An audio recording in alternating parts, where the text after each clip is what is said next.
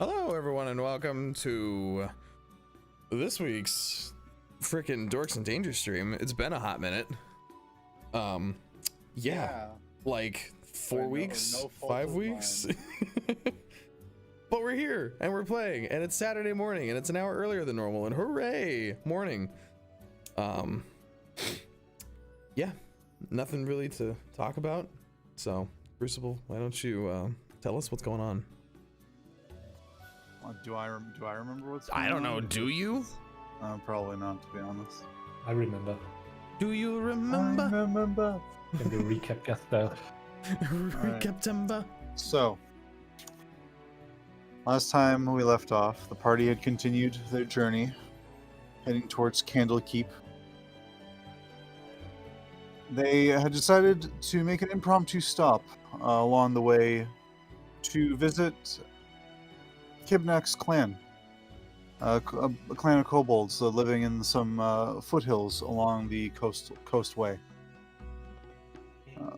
Upon arriving, it was pretty much what it was pretty much what everyone expected to see of a den of kobolds, but a few things arose. Namely, Gasz sort of revealed more of his past to the party, as well as Kibnaak was given by his clan's elder, Urbu, a small green stone that apparently had been passed down through the clan for quite some time. And some sort of vision was given to the clan leader, as well as to Kibnaak the night before, that he should take it with him. The party, after spending some time there with the kobolds, entertaining them, and also being entertained by them, continued on their way to Candlekeep. And after another day's travel, they were beset upon by a cloaked figure. The figure was incredibly powerful and had summoned devils to their side as they were seeking the shield of the Hidden Lord, the shield that Kleeck was carrying. Unfortunately, after a very harrowing battle, they did manage to escape with the shield. But luckily, everyone was still alive at the end. And we left off at the aftermath as just as the unconscious hooded figure was whisked away with the help of his devilish follower, casting some sort of spell. They vanished from sight. Dust being kicked up by the force of the spell. And calm came back over the road as everyone gathered themselves. What are you guys doing?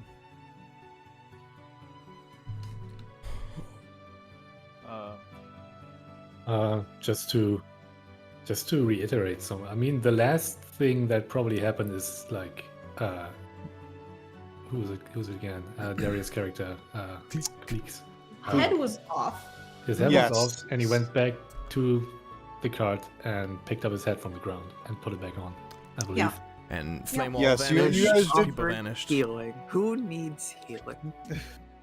Kleeck, if you'd like, you can take this time to explain, since unfortunately last time we are having some technical difficulties. But if you want to explain what the party members saw during the battle Yeah, towards so the tail end. since the evil wizard Comcast knocked me at nerve, basically, anyone who's got keener eyes or was a little bit closer to Kleeck, once his head fell off, would notice a kind of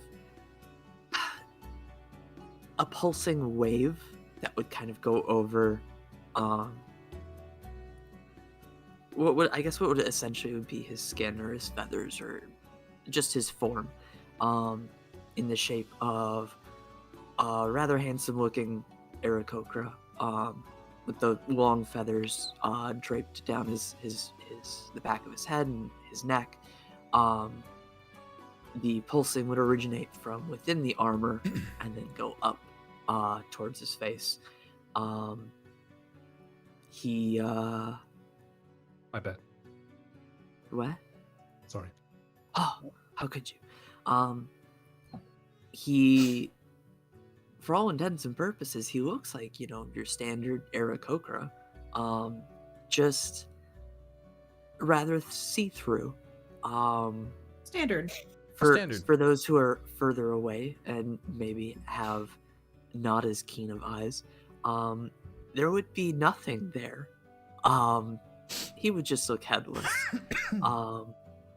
That was also probably noticed during the fight when his gauntlet fell off, that there's also no arm inside the armor either.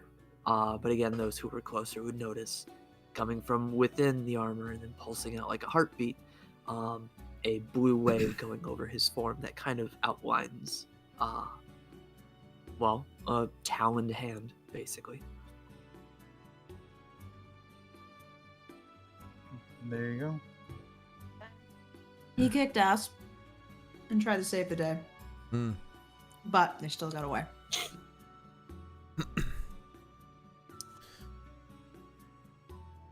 Well, if you're offering healing, I feel like shit. I think This is most when people approach Nor like a concession stand. First off, is this imp still alive right next to me? Sorry, no. I think that one was killed during the combat. I'm just gonna say he died. He died. Well, The end. I'm gonna go ahead and take a couple minutes, specifically roughly 10, about 10 minutes to cast Prayer of Healing, Oh, baby. because we all kind of need it, except for Rue. Yeah, she's kinda fine. She's great. Yeah. Dodge tank. So we're just gonna go ahead and cast that. Oh, that's really good. Everybody gets back 18 health. Oh, damn. What? Wow. Damn. 1, 2, 3, 4, Very nice. 5. Rue, if you don't feel like you need it, I can give it How many to Rhea. targets is that for? Up to 6.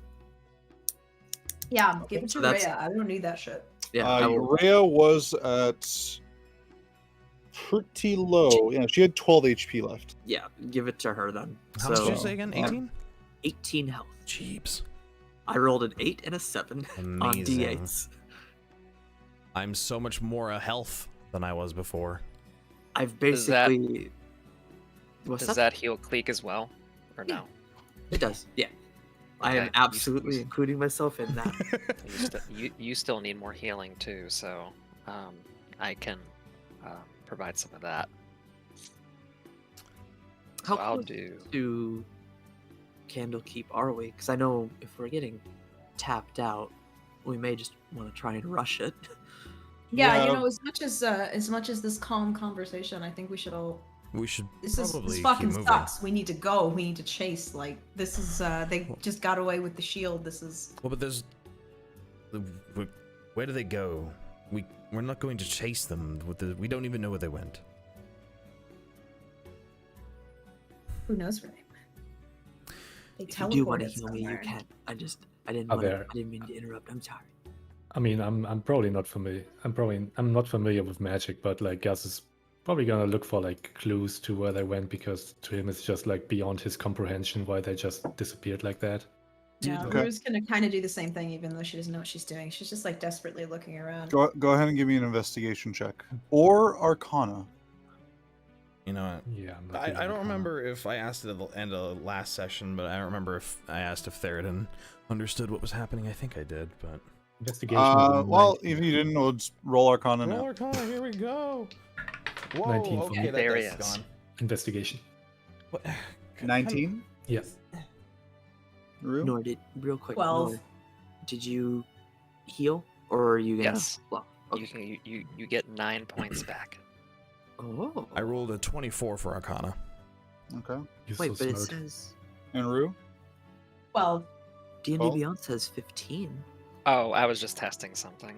That Ah. wasn't my official roll.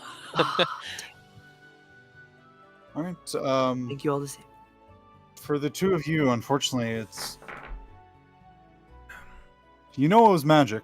Of that, it's obvious, but what kind, you have no idea. Gasz, you've maybe seen some people go invisible before, and you thought maybe at first that was the case here, that they just went invisible. But not here. There's no footsteps, no nothing. It's just they vanished. Yeah, I And, thought they like teleported. Gonna Theraden, Theraden with that. with a 24, you know there's many ways that magic can be used to translocate, to move to different places, and even across the planes. Unfortunately, without having at least seen the scroll and some of the writing on it, you would have no idea exactly the specific spell. But you are certain that it was a fairly powerful teleportation spell of some sort. The destination, you'd have no clue. Well, wherever they went, it's not anywhere near here. Are you sure of that? It seemed very powerful. And powerful teleportation magic doesn't just move you 100 feet away. Often you can send yourself miles, hundreds of miles, or between dimensions. They could be literally anywhere. Just doesn't really seem to understand that, but I see if you say that they're not around anymore. We should just get in the cart and keep moving. We're gonna kind of storm off and approach Belaster over here. Rhea is kind of just picking herself up as well, sort of just, sheathes her sword. Oh, that was quite harrowing. Who were they? If I were I to kind of look at guess, Belaster to see if he has any answers. He is currently still staring at the sky, kind of out of it, seemingly still under the after effects of the spell. That's right. Right. I'm gonna grab him by his shirt and kind of slap his cheeks just very lightly and be like, "Hey." Okay. You easily with a quick slap, he kind of just shakes like, oh, well, that was where did they go? Is everything all right? He kind of just looking around, panicked, looking for any more adversaries or potential danger. We won. Look at him and say, Nothing go went ahead. wrong. Oh. Okay, good. I've been in my fair share of bar fights, but that's that's a new one for me. I guess that's what I get for helping a esteemed scholar of the Nine Hells. Rue rolls her eyes and looks at him and says, "They're gone, and they took the shield." He kind of grimaces at that, and he looks amongst the party and sees how battered and weary you all are. I see. That's not a good sign, but I'd say more importantly, you're all alive. That's what's important. Do you know who they Crucible. were? Who would be after this thing? I don't know. The shield is a fairly closely guarded secret of the Hune family. They've kept watch over it for many years. I don't know that much. To be honest, that would be more my master's forte. We can ask her when we arrive. Whoever they were, they clearly know a lot about it, otherwise they wouldn't be after it. That is not a trifle of an artifact. Did we see that they had purple skin last time? I forgot now who noticed it, but I'm pretty sure Nor and at least pretty sure Gasz, because Gasz is a really high passive perception. You would have noticed that the cloaked figure had blue skin. Blue skin. And when they were knocked unconscious, you did see a fiendish type tail, which you could probably gather pretty easily enough that likely they were a tiefling. Crucible. Yes. Can I inspect the general area where the main guy was down? I think it was around here, or whatever, to see if they dropped anything or left anything behind Gasz by and accident. Rue already did do a pretty thorough investigation, and Oh, they they did? didn't Okay. they didn't notice anything. But you know what? Now that you mention, give me a sec. You know what? No, you don't. You don't see anything on the ground. Okay. Well, I suppose during this time, the wall of flames that was there, it disappeared it's- pretty much as soon as they did. oh, it just disappears. Okay. Yeah. I was wondering if there was still some tiny remnants of it on the ground. But I guess Nora's staring at the spot where you open the wall, and is crouched on the ground, looking through that area he opened, just in thought, and walks back to the party and says, well, whoever these people were, we're lucky that we had them on the run as much as we did. They came more than prepared for us. They did. I'm just frustrated because I could have stopped them. But they got what they want, so they're not going to come back, right? We don't know that. Oh, who knows, maybe we'll run into them again. But it wasn't for lack of trying, because we did a damn good job. If I'd had one more spell, we would have had the bastard. And we do know now that what we had, that shield, is even more important than we realized. What confuses me is why that wall of flame went off. Before, Kleeck had used it against our opponents, and this time it was turned against us. So I don't know if I'm pretty sure this is actually when Deriaz got disconnected, unfortunately. Yeah. But I will make note, so I'll say it now, just in case it was, because I think I mentioned it during the session, but it might have been lost. Kleeck, you heard the shield contact you one last time before it vanished, and it just simply said to you, "I'm going home."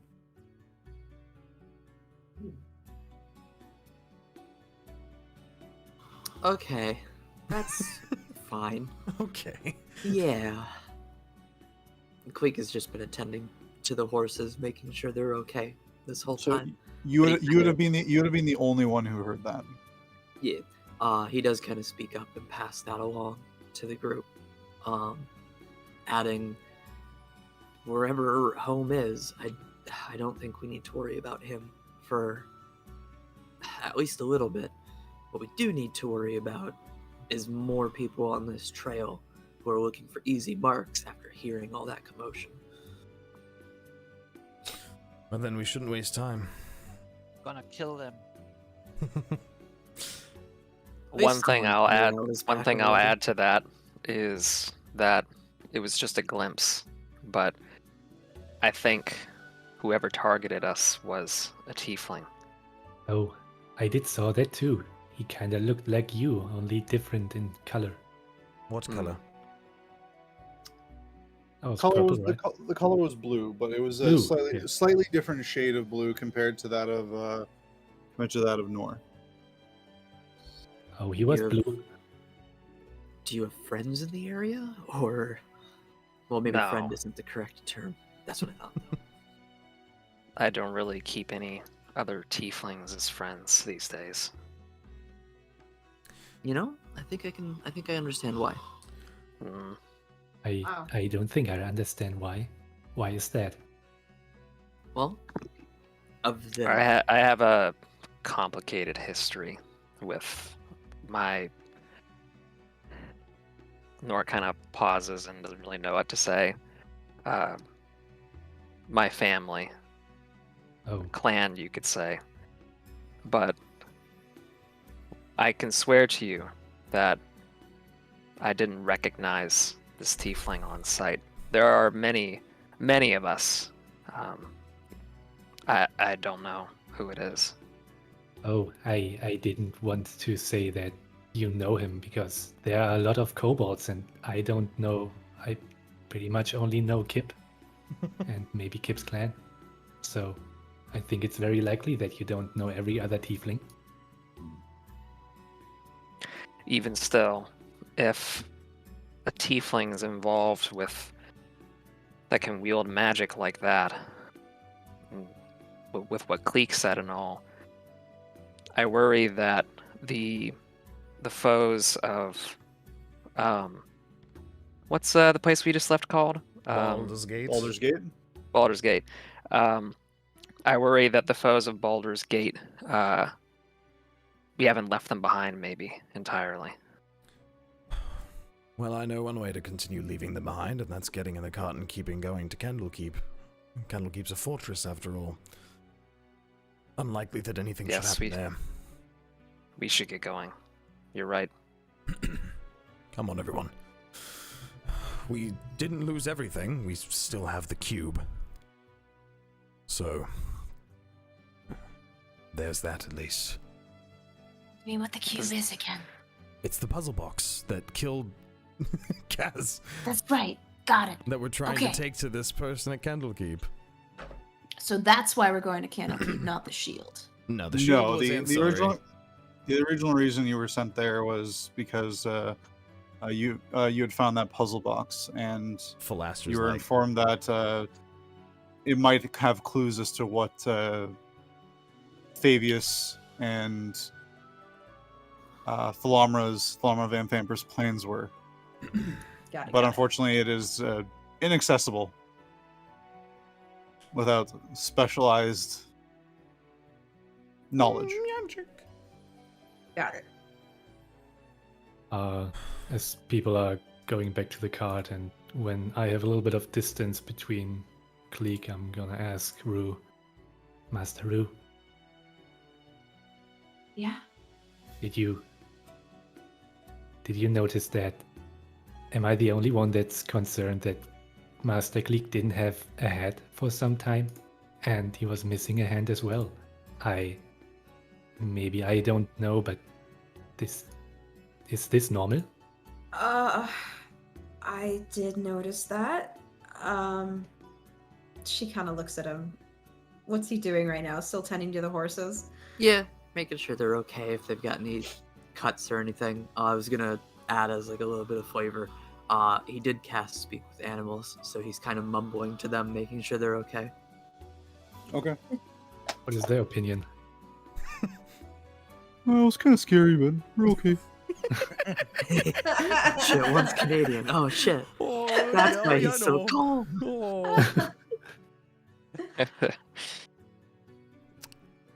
Yeah, I sure noticed that.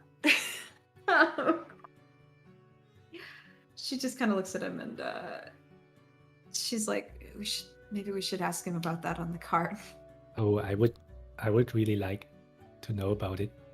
I mean, I've never seen it. And it seems like, I don't know, the way everybody is reacting, it seems kind of normal maybe. And maybe I just don't know.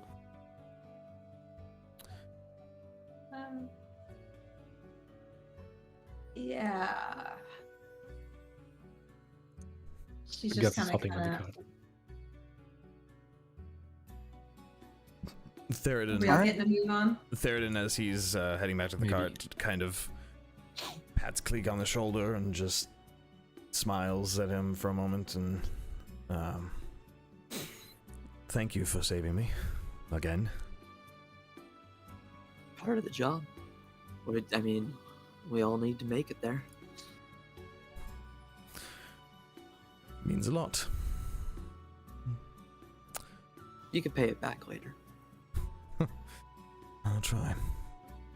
Just goes and climbs into the cart and slumps down and then snaps his fingers to bring Aura up onto his hand and just use her like an emotional support bird. just kind of plant his face against her front and just. She kind of nestles in against you. Is there anything else you guys are doing before you continue on your journey? So like all the demons basically turned into ash. Yeah, they apparently it seems that when they die, they just. Okay. All right. Did Kleeck get on the cart yet? Oh yeah, if everybody else is ready to go, Kleeck is gonna get back in the driver's seat and get moving. Because I'm pretty sure evening is coming. Hunting is Right. back. Oh, that's Baldur's Gate. That's now. Baldur's Oh Gate. shit, no, we went the wrong we're way. not here. No, we went the wrong way. I thought we left. As soon as Kleeck sits down in the cart, as soon as a little bit of awkward silence has passed before we set off, I'm just gonna look at him and say, "So, kind of lost your head in that fight." A little bit. It was a little hectic. You know, I think everybody in a sense lost their head. I mean, Yeah. some of us almost died. No, you actually Uh-huh. lost your head. It was gone. Yeah, in a little bit more of a physical sense. And your hand Um, too. I saw that. So, where's your body? And You're- Theraden just looks over and just the sideways. Are Uh-oh. I you mean- a ghost or something? I'm not a ghost. What I'm what an happens if you Aarakocra. take off your helmet? No, it's a skin condition, and I'm So, You don't if have I any skin. Stuck a It's dagger not October yet. between the armor pieces. Do you feel it, or? well, yeah. As much as me putting a dagger through. Well, you're wearing clothes. This doesn't really work. The point is, I would feel it as much as you would feel it. Yes. Okay. It's how do I put this delicately? It's a condition I've been dealing with for the past year or so that I'm still getting used to. And I apologize for not having my armor fully secured, let's say. We can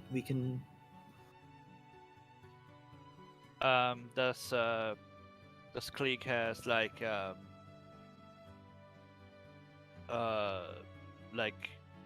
between the joints, is there no armor? At the I mean, I think that would be mean- something you'd have noticed by now if that were the case. He's not Rayman. He's Yeah. like No, totally it's- covered, right? From it's head yeah, to toe. Yeah. It's head to full toe. plate.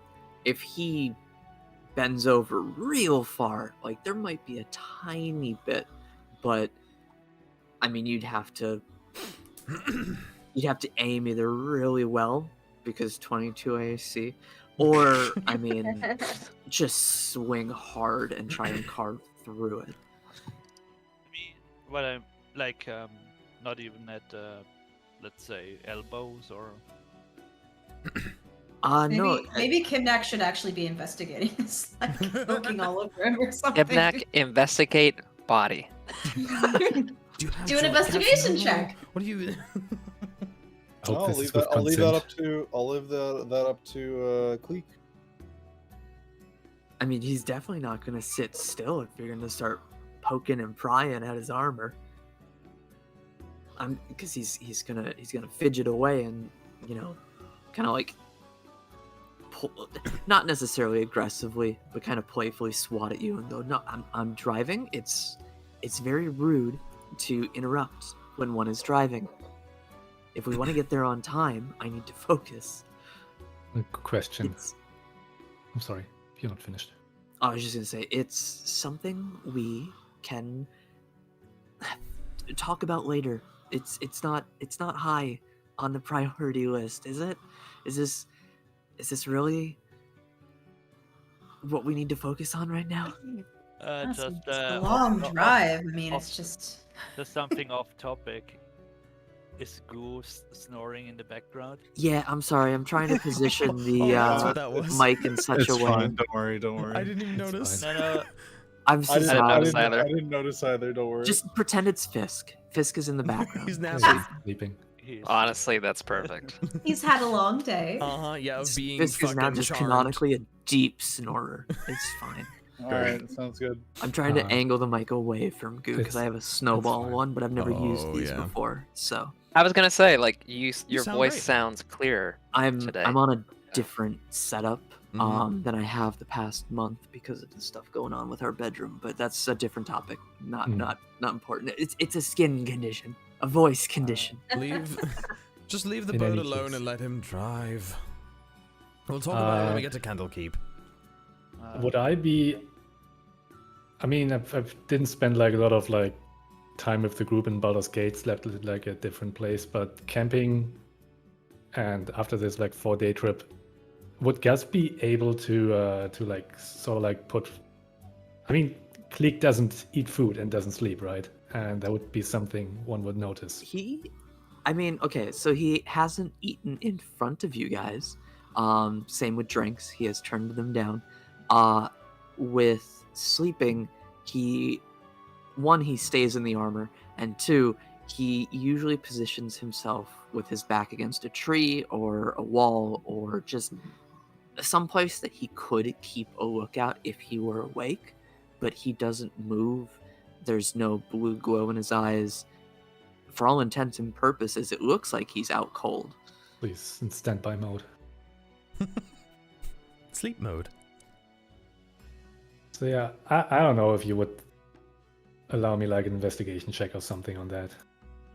I mean, feel free. I don't know what you're investigating. I mean, I just want to, I don't know, kind of like put one and one together, being like, I've never seen you sleeping or eating anything before.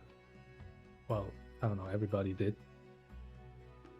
And maybe you're like a stealthy eater, a stealthy sleeper, but maybe I would notice. It's up to you. It's up to you if you want to make a roll. Just I'm let gonna me know make what you're one. trying to. Gonna make one. Do it. It's gonna be if I get like, let's say if I get like 20 or higher, then 20. I have a really good investigation. That's fair. Nah, that's a natural one. I don't know shit. I'm a Yay! bird First with a natural one. skin condition. Do you need a roll to have noticed that? I mean, you yourself. Nah, as I just don't want to give that information my character It's- because it's like sort of like meta. It's more Oh, of okay. just Gaz putting 2 and 2 together to be like, wait a minute. Okay, gotcha. If you're over here and he's over there, and Istanbul is in this general area, Then we can't be in Turkey. So yeah, Gus looks pretty curious at Kleeck. Doesn't want to pester him any further, noticing that he's sort of like dodging the questions.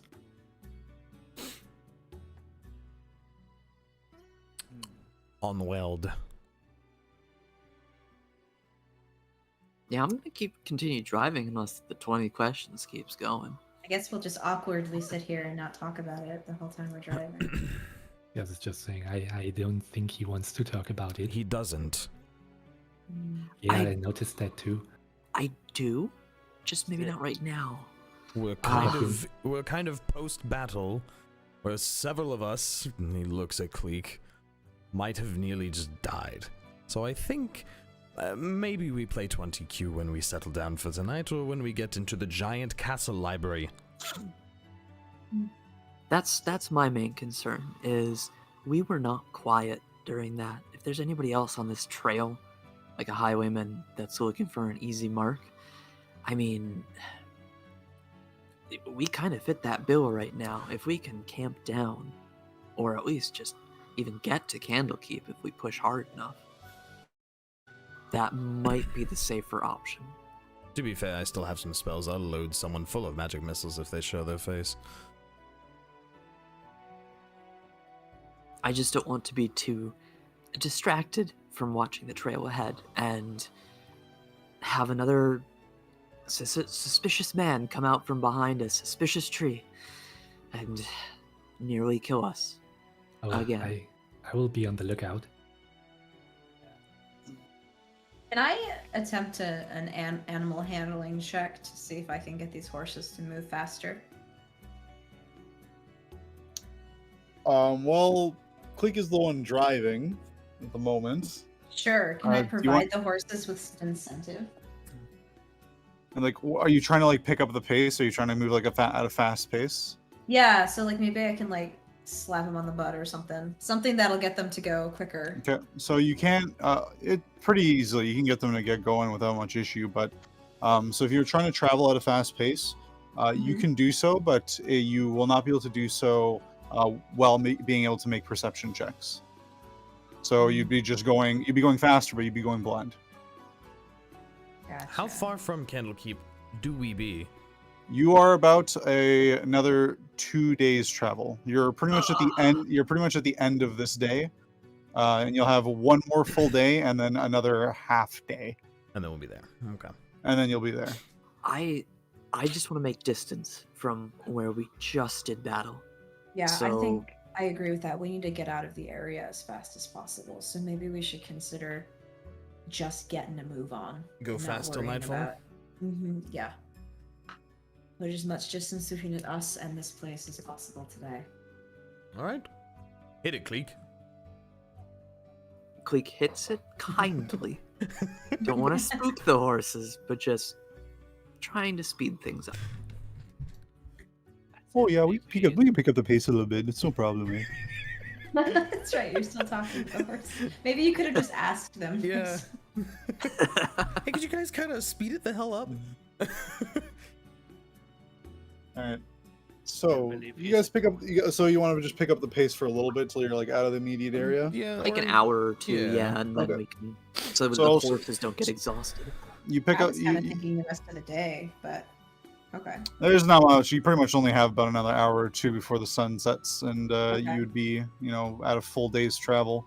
Pushing anywhere beyond that would be going into the realm of possibly being exhausted the next day. So you pick up the pace a little bit. You bring up the horses to a nice trot, and you continue on for the rest of the through the rest of the afternoon into the waning hours of sunlight. Without incident, you manage to find a nice spot to camp. If there's anything in particular you guys want or were looking for. No, No. not really. No. You just find a Place to sleep. you just find a nice secluded wooded area, slightly wooded area. Gives you some privacy to camp out, and you are free to do as you will. The sky is looking dark, not just due to the sun going down, but you think maybe there might be another the weather might not be looking too great again the next day. Super. Theraden is just going to write in his personal journal book a little bit, right on his, while he's just sitting on his little sleeping spot. He's just going to doodle and make notes until getting too tired to fall asleep. Gasz is just wanna stealthily watch Kleeck during Okay. the whole time. Just watch him. Just see what he's doing. Kleeck, would you like him to make a stealth check? Dude. I know who I'm dealing with here. I ain't gonna see him. Let me see if I roll a 20. How about that? Yeah, there you go. If I roll a 20, I'll see him. Otherwise, it almost actually was. But no, I know he's. Yeah, gonna I beat cannot me. even roll a 9. Yeah, I can't even no. roll a 9. There's Rogues. no way. So I'm just gonna assume he's sneaky as shit. I'm just gonna watch Kleeks out of the shadows, like a creepy stalker. Pair of little beady I mean, eyes. Kleek's not doing anything too out of the ordinary. He's tending to the horses, helping set up any bits of shelter that's needed, helping with the fire if needed. He's just kind of around, but otherwise not intruding on anyone's personal space after a kind of a rough day. If something happens, I will see it. Maybe you need to take a potty break. I would like to get the green stone again out of my pocket. And I mean, we already did. I think, like checked if it has magical properties or anything. Would I gain anything if I would make an investigation? Or No. Roll me investigation. Let's find out. Let's find out if you gain anything from it. Lick it. yeah. It's just an 11. Just looks like a shiny green stone. Okay. Yeah, I probably gonna do what the other said. I'm gonna lick it. Gotta use all those 6 senses, man. It doesn't have any particular taste, but your tongue is left with a slight, like, tingly sensation. Ever so faint.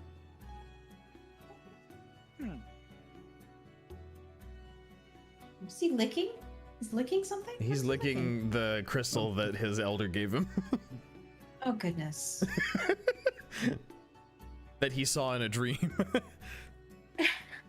Seems fine. It's fine. But nothing out of the ordinary, so it's just... No, nothing happens. Just a slight tingly little sensation on tingly. your tongue. Okay.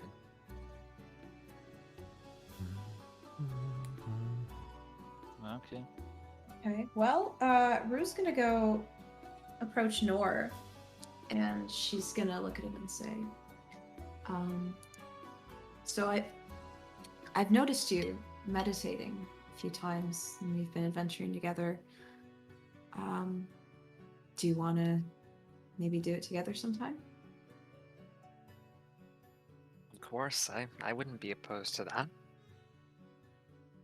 Maybe we could exchange some techniques. Mm, Wow, this is sounding really... Never mind. You're Not- the one who was making it innuendous. Go on. No, go on, please continue. This is adorable. I want to see where this is going. Thanks. Now I'm thinking of worse lines. Do you want No. to, At like, each other. I don't know, go meditate together? You know, whatever. Swap some skills. You know. Yeah. Bare notes. But yes, that sounds nice. Yeah, it would be interesting to hear some perspectives from a more druidic standpoint than from the monastery. So I'd be interested to hear. Likewise. Is there anything around us that looks like real peaceful, like a little stream or maybe like a row of trees or something like that? There's definitely lots of trees around. Let's see. No stream. No stream. You just roll for the stream. You roll for I stream. rolled for stream. Okay. She's gonna just go suggest to go sit down by the row of trees and they can hang out and ohm. Let us own. Om.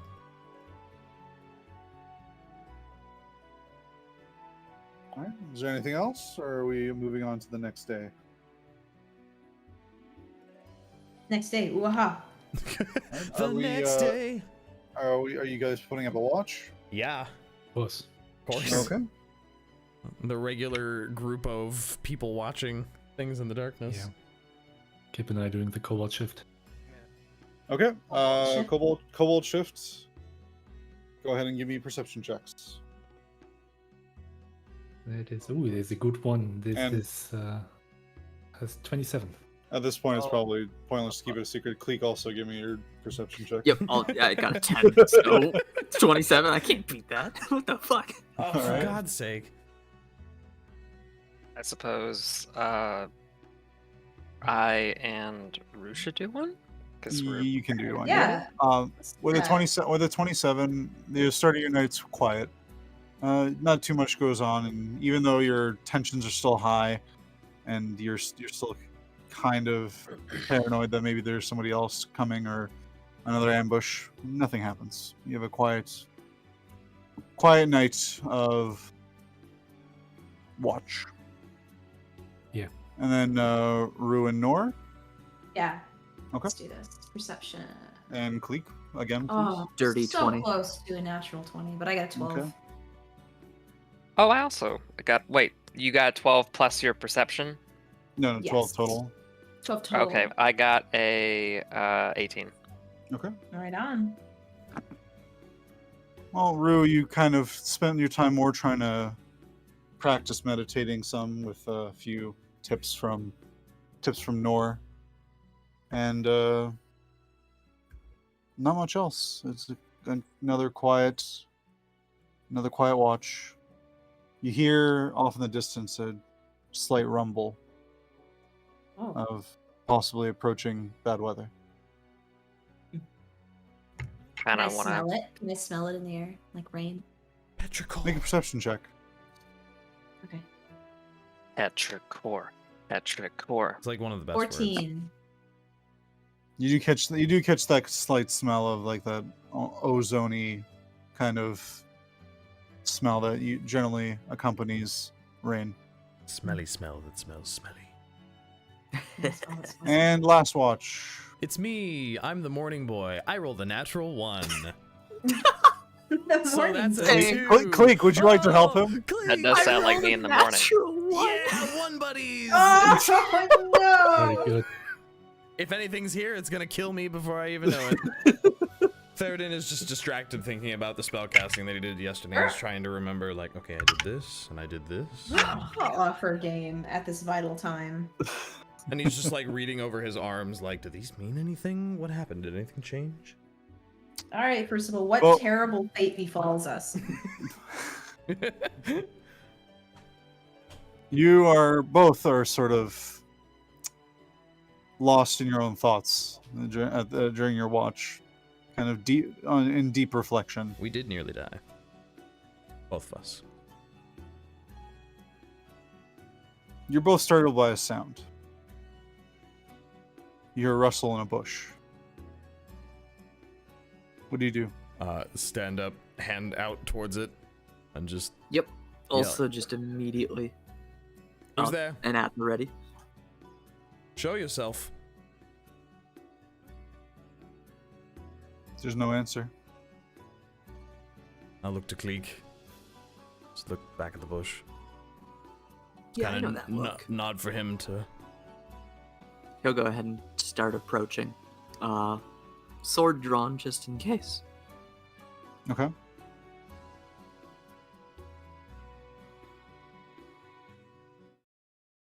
Anyone home? Any kind of like, You approach the bush. How close do you get? say, 5 feet. Okay. I'm a full suit of armor. I feel It's pretty fine. fearless right now. He's fine. He's fine. This is why he's doing it, not me. You approach. I forget. Do you have dark vision? I don't. Okay. Cool. Me neither.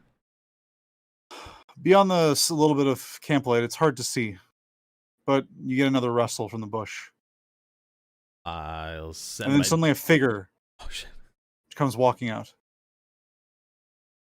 Oh, sorry, I was just using the washroom back there. Is everything all right? As you see Philaster Fisk walk out. Why didn't you answer when we called? Oh, not so much of a morning person. A little You know sleepy what? still. You know what? That's fair.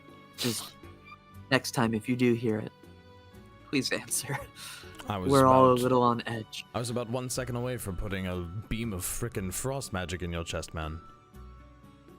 He kind of, his eyes kind of go wide, and he kind of looks. He kind of now realizes the situation and sees you ready to cast a spell, and Kleeck, weapon drawn, and he kind of goes like, my apologies. You're Won't not happen used, again. not used to traveling with others, are you? Usually it's in a larger group when I do, so we don't generally have to worry too much about any sort of issues on the road. Right. Hey, real quick, just to be like 100% safe, I'm gonna use Divine Sense. I'm going to look back at the rest of the camp.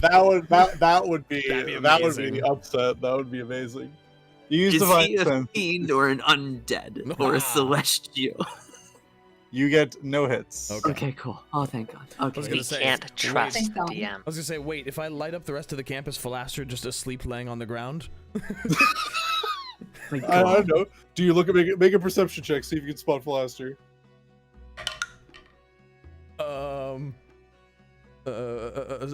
7. Yeah, I mean, he's probably in there. You're probably good. Okay. I mean, Kleeck's gonna go ahead and sheath his sword, and he seems pretty content with this. He believes it. Theraden's arm glowiness dies down, and he just kind of settles This back is down. the plot twist, and the whole campaign Yeah. starts. There's 2 of you. Why? I have to kill one. That's how this works. Alright. Your rest of your watch goes without issue, and you all wake up in the morning, well rested. You can all hit the long rest button. Long rest button. My favorite button. Long rest button. And right at the end, right as everyone's sort of waking up and is starting to, pack up camp or eat a little bit of breakfast, off in the distance, you just see a lightning strike somewhere miles off. And you see dark clouds foreboding moving towards you. Oh, bugger, looks like rain again. Where's it, to the south, to the west, to the east, It to is the north? it is coming from the west, from over the ocean. Okay.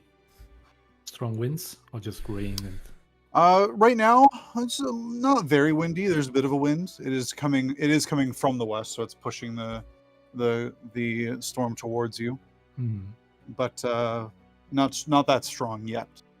okay. It's gonna get stronger. We should prepare for the worst. Well, Nothing else, we can't claim that this trip is boring. it's true. All right, well, no time to waste. I don't want to be wet and soggy, not in the comfort of a crappy wooden cart. Let's go. Shall we go max speed again today? Do you guys want to? If you guys wish, instead of being kind of more careful on the road, you can just book it. Just go at a faster pace, and you could probably make it to Candlekeep. It's still probably not at the end of the day, but you'd get there like right in the morning. I vote for yes. I vote yes. Yeah, that might not be a bad idea. Let's go. That's 4 yeses. Okay. Majority rules. Then you guys mount up, get the horses going, and Yeah. once again, Rhea takes their seat on her riding horse and takes the lead for you. And it sort of picks up the pace and keeps the horses going at a reasonable trot. Soon, within about an hour or two after taking off, you start to feel the first bits of rain. Then it picks up. And the wind starts to blow harder. Wind's howling. I was gonna say it. And the rain comes then in sheets. Oh. If only we'd Right. bought umbrellas. We're just gonna get wet. That's all. This it's gonna time you be. also with the accompaniment of quite the strong thunderstorm, as just crackling lightning and roiling thunder and clouds overhead. I make sure to Make poof or away. everyone make a perception check. You got it. Oh, that went so well last time. Son of a. Oh wait. 18. It's a 27 again. 22. 22. Then 13. Anyone who got over a 20, What? Over a 20? about halfway through your trip. It's pretty dark out even during the day with the heavy cloud cover and the pouring rain. But you swear after a particularly powerful lightning strike somewhere off in front of you, way in the distance, you make out the ever smallest, vaguest shape of of a very large structure. Mm, I look at Nora and I'll say, "Hey, you see that?" I do. Finally, almost there. What do? Was it like the structure of Candlekeep, or is it like a different structure? It's in the proper direction. So it's at the coast. It is. It would be you would see it more off to the, like straight ahead slightly to your right.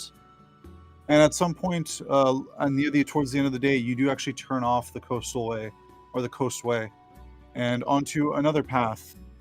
And there's a sign that does read Candlekeep. Oh, almost there. Are we there yet? No, we're not there yet. The sign is literally right there. So no, How about we're how not. about now? You know what? Actually, yeah. I think We we're there. just arrived, Rue. We did it. Yes, But finally. But we did not arrive. But just because you asked twice, we're sleeping outside one more night. We use our minds, take a step at a time. We can do anything Anything. that we wanna do. Bow, bow, bow. Thanks, Blue. Thanks, Steve. Thanks, Steve. Bow, bow. I didn't know that your owl could bark. She's very special, actually. If you hadn't Yeah, noticed. now I'm just thinking of making a D&D character that's just a ranger Steve that's from named Blue Steve Clues. with his companion named Blue. Oh my lord! Let me. What do you know? Do you know what this monster is? Let me consult my handy dandy notebook. He Notebook. has to be proficient in Is that a investigation. clue? Is that a clue? He's like an investigator. He has to be proficient in investigation, but not in perception. Right, because he can Yes. never Can't see the see paw the prints. clue. He can't see the clue, but he's good at putting it together what it means. Holy shit. Anyway, Okay, his sorry. His most No, powerful sorry, move sorry. is Blue Skidoo. Blue sky. Can do. We can do. It's just a version of teleport. Yeah, yes. Oh, this is the best character. Anyway. Alright, sorry. Enough shit posting, you guys. Don't forget proficient in performance. Of course. Sorry. You guys continue on for another hour or two past the fork. You pass one caravan by in the dreary storm. They giving a nod to your group, and also dealing with the harsh weather. But they have a covered caravan, so they're a little bit more comfortable. When they're within 60 feet, I'd like to use Divine Sense. Okay. Anything? Oh, they have a Any covered celestial caravan. fiends or Fancy. undeads? I'm just imagining the setting being like Bree in Yeah. Lord of the Rings. Basically. You get one So hit. cool. Nani toriwa. Out of roughly how many people? From what you can tell, it's it looks like two carts. Hard to tell how many people are going to be on the inside of the cart because they're covered.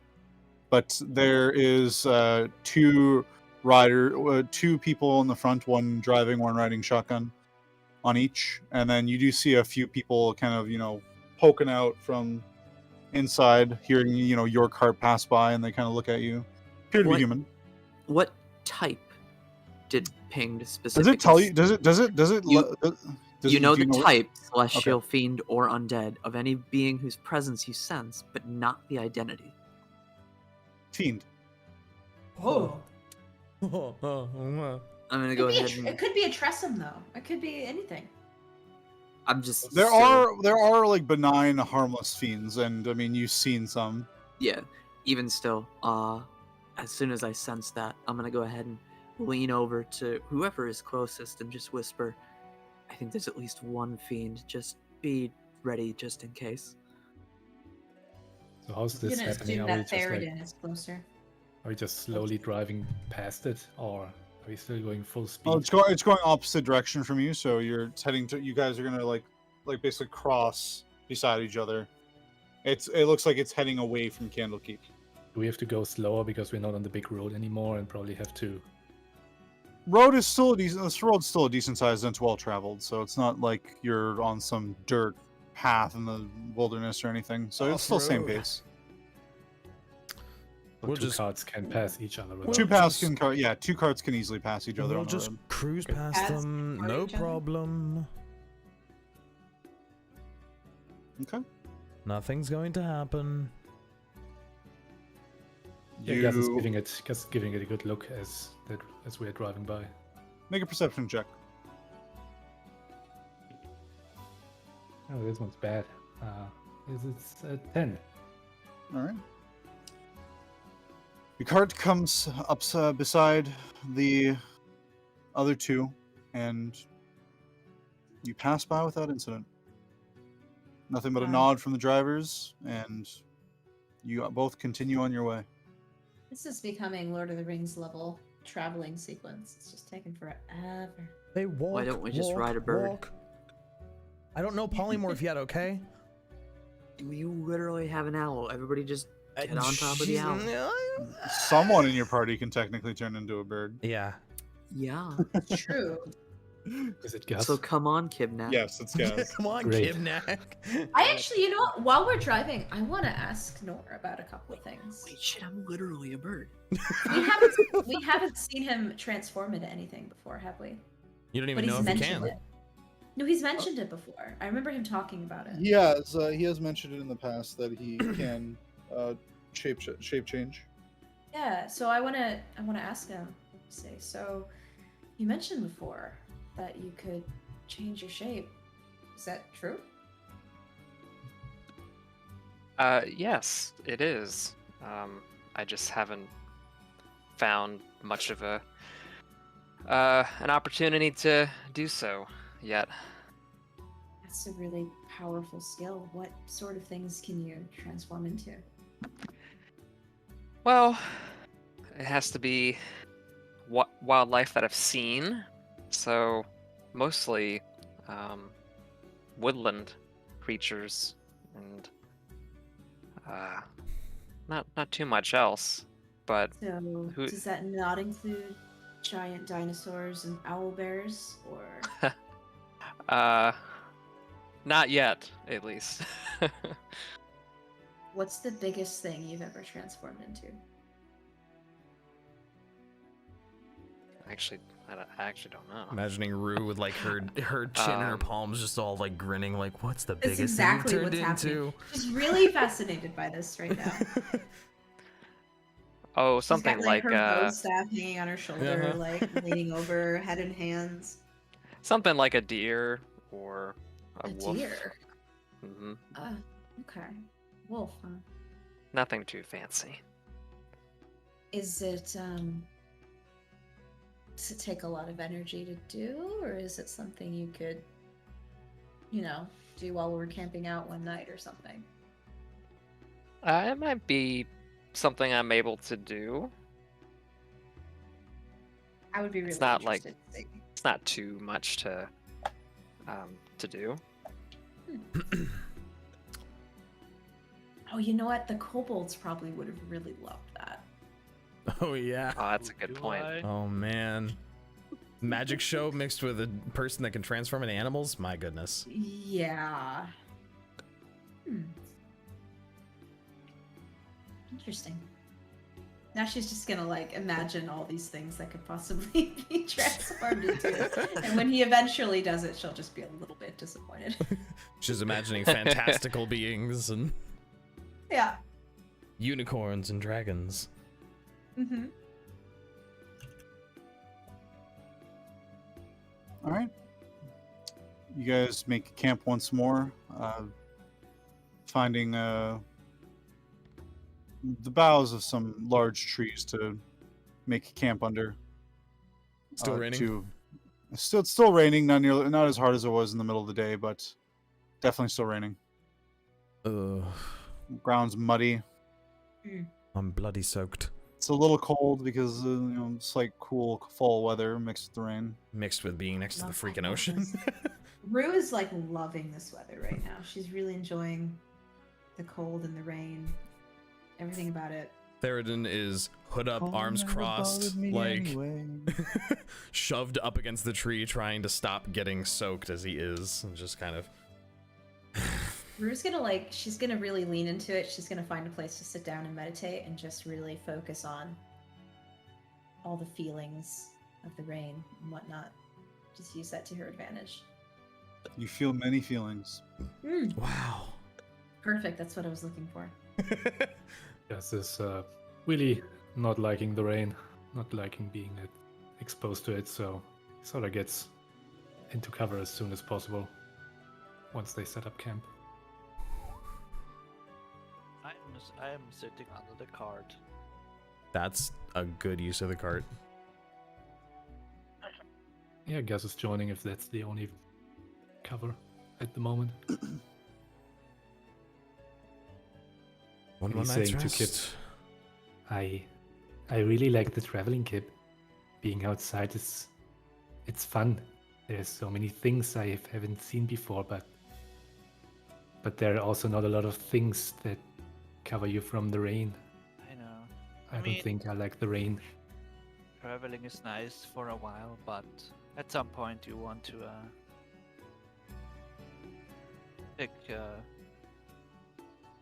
take a stop and have a actual roof over your head. I agree. You Oh, can it get would so many things in the cities. it would help though if more things would be closer to each other. I mean, this Candlekeep it's just very far away. I know, but I mean, in order to find out whatever that box is doing, we have to go there. Not much choice. Have you been outside a lot, Kip? Or were you sticking mostly to cities? I travel quite a bit. In order to make some money and get shinies, Oh, I had to take some quests or contract for What- people to do. what places have you been to, Kip? I mean, as you noticed recently, Baldur's Gate, and I was a bit further up in the north and in the east, but I've never been to a Candlekeep. Oh, so this would is be- going to be a new place for both of us. Yes. Do you think you can find some shinies there? From what I have heard, it's mostly books, so not quite sure if they have anything that could be of value to me. But Oh, books can be I- pretty valuable, but they're No. not pretty to look at, yes. yeah, that's true. But I actually hope that somebody there can tell me what could tell me something about that green crystal that Uru gave me, Oh, yes. because I have Did you- no idea. You didn't have any more dreams about it? Not yet, just the one. Hmm. Gus seems to think about that for a while. And then looks up at you as, based on the things I heard about this place, it's probably the best place to find out more about stuff like this. Yeah. I Well- will help you. Ah, thank you. Well, we can help each other. I do want to know what's up with that box you have, and maybe we can find out. We can find more out about your clan or the two brothers Oh, that Do I you have. do you think they they will be mentioned in the book? I don't think so. But maybe somebody heard something about them. Oh, Or that are could you be. talking about your clan? Oh, maybe both the brothers and my clan. I mean, I don't know if these are things that people write down. who knows? Maybe somebody wrote down something. We will see when we get there. Yes, we will. Can never hurt to ask. You're right. I never really bothered asking about them. Probably I didn't think that I would get the chance to, kill them. But maybe traveling around, I will. Yeah. I would really like that. Oh yeah. Me too. I'm sure we will cross paths with them eventually. Yeah, with that said, Gasz is just watching the rain, thinking about that. Not saying anything else. All Rue's right. gonna wake up from meditation and she's gonna go look for where Nor is. Before the night it becomes. Is it night yet? What time is it?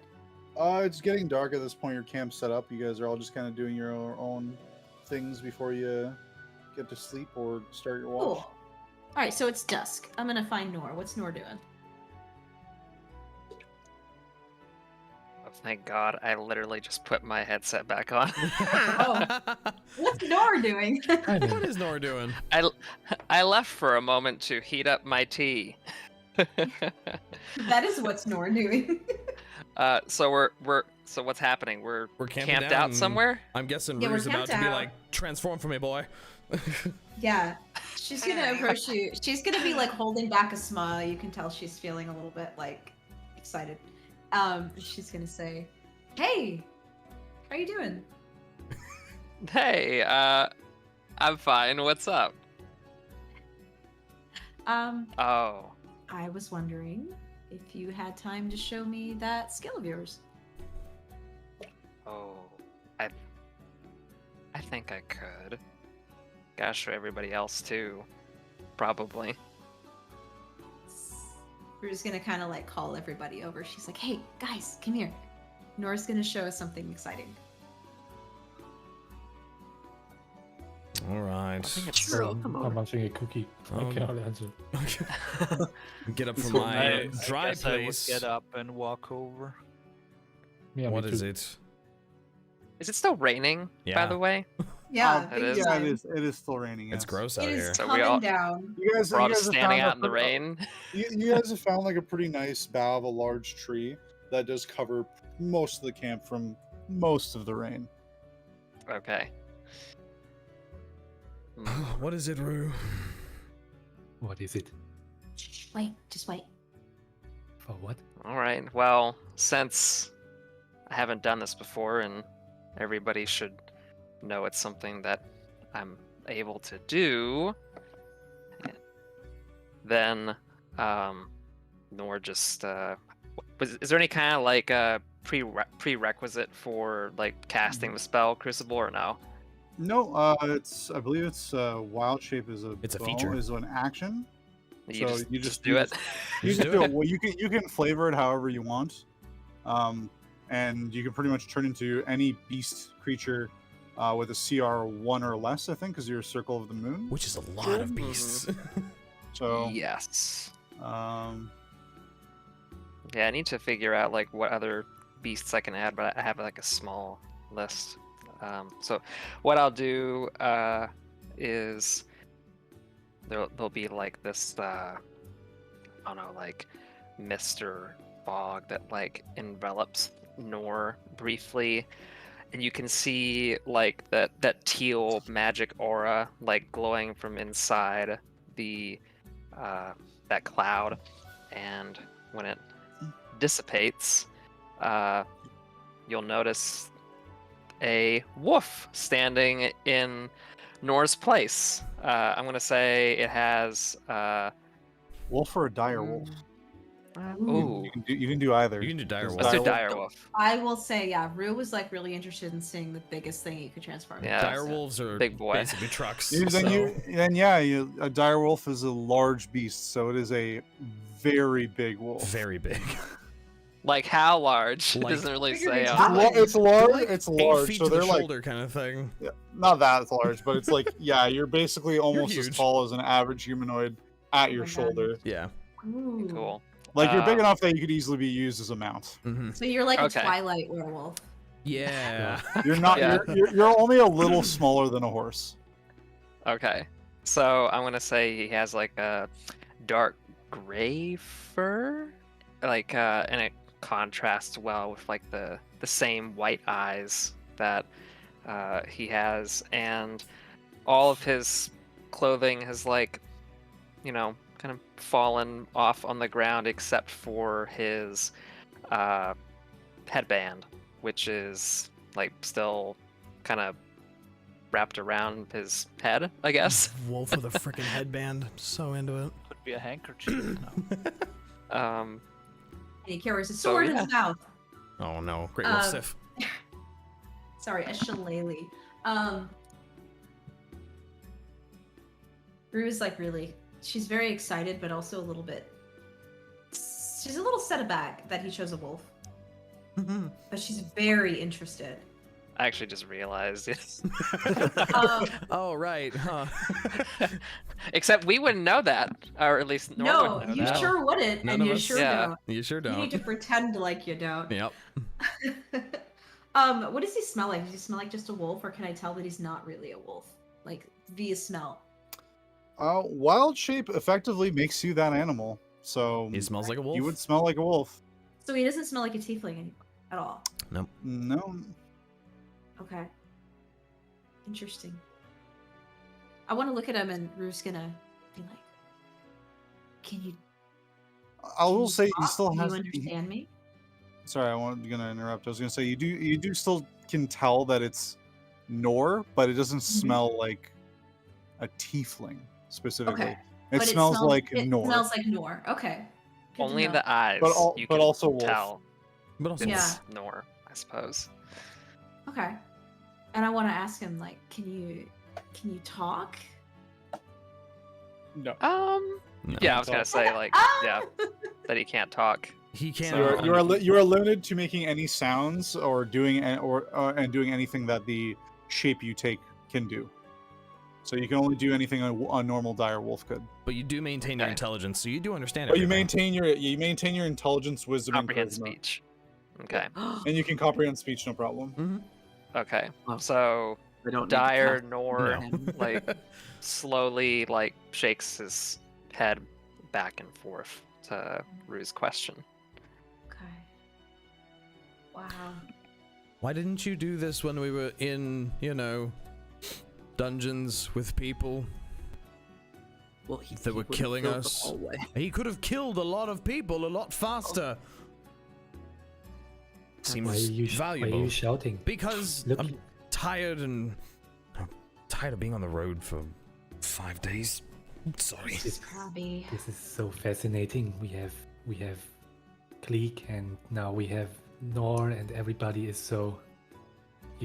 All of you can do so many things. Well, so can you. In response to Theraden, Nor's like wolf ears kind of like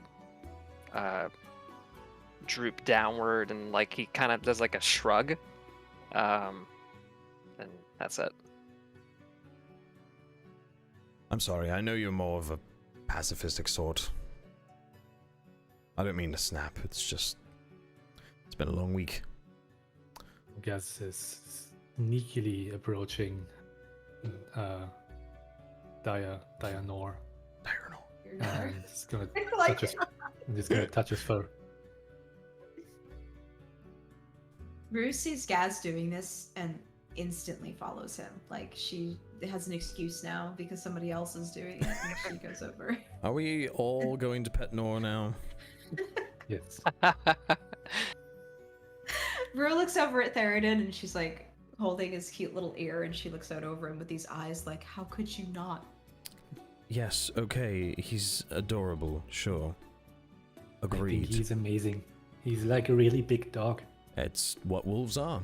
And he's a dire wolf, which is even more wolfy wolf than a normal wolf. I don't think I've ever seen a wolf.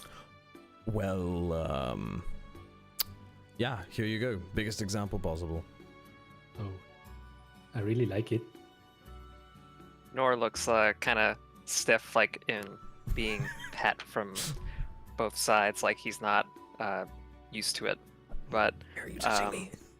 he looks down at Gasz and eventually like lowers his head and kind of pushes his forehead against his chest, like in a nuzzling manner, I suppose. Aww. Having that massive Mm-hmm. wolf face just appear in front of him is, at first he's kind of a little taken aback by it, a little scared, but then he actually does like it and touches your head and puts his arms in your neck fur. This is really nice. I like that. Guys, our Can you party's, stay like that forever? our party's cute as fuck. Oh. Nor is now gently rumbling. Oh, baby. The wolf equivalent of purring. The big boy. Oh, boy. I was gonna say purring. I'm like, no, that's not it. Right. That's not. Rue's gonna see this exchange and she's gonna kind of like, she's still charmed, but she's gonna back off a bit. She's gonna have a little bit of a, like she's going inward, like contemplating, a little bit more of a serious expression. And just kind of, she's not as gleeful as she was. She's just gonna back off and think.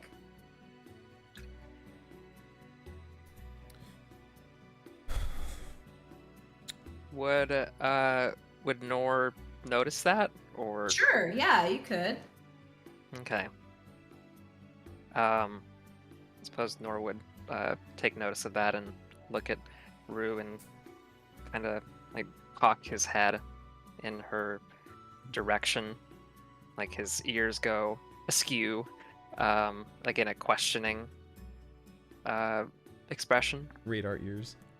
Yeah, she just continues to look at him, but she doesn't say anything. She can't really converse with him at this moment, so it's not like they can exchange words very well. So she's just gonna kind of quietly watch them.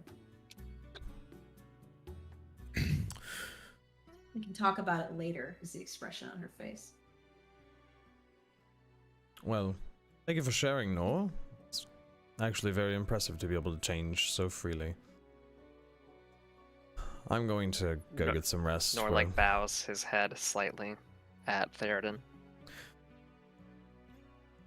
Perhaps one day I'll be able to do something similar. For now, let's focus on getting up the hill to Candlekeep. It's obnoxious that it's right there and I can see it, and I'd love to walk through the night, but not a good idea. I'm going to get some rest. The rest of you should do the same. Yeah, Rude looks at Nora and she says, "Thanks so much for showing me. I appreciate that. I have a lot of questions, but maybe we can talk about it later." Is he going to stay like that now? Is Or then It says it only lasts for about 2 hours. Yeah, but I'm So- sure you can choose to go back, like as a bonus action when not. Yeah, you can freely drop the form if you wish to. You just get a limited number of wild shapes per day. Mhm. Right. For short Um, rest. Or short rest. Oh my god. So good. Yeah, no, it's pretty. That's You dope. can get it back really easily. That's so Yeah. dope. I don't think he's gonna like shift back just yet. But he'll just like walk along with the party back to like their, I don't know, where they're mainly congregating, like around a fire or Cool. something, I guess. Theraden Yeah. goes back under his tree, up against the tree, and goes hood up. Snooze time. I go Nor, back ha- under nor the have car. inspiration. Yay! Hey! How inspiring. Yeah, super inspiring, gotta say. I am inspired. I'm mega inspired. All right. Is there anything else anyone was wishing to do this evening? I'm gonna Real make life poison. me would like to go pee real quick. Okay, Sure. no problem. I want to make more poison. Actually, I started making the opiumeric. Yes, I was actually Extract. going to mention that. Your opiumeric extract is successful.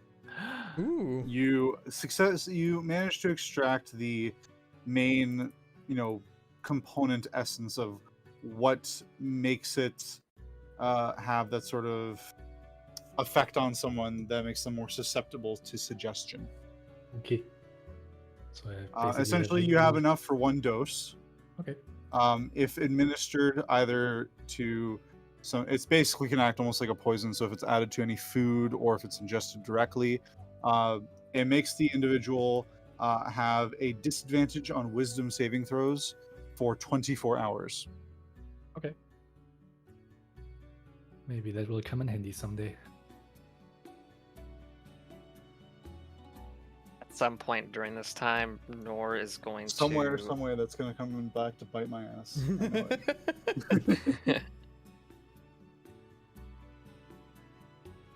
Go ahead, And Jrain. so what were you saying?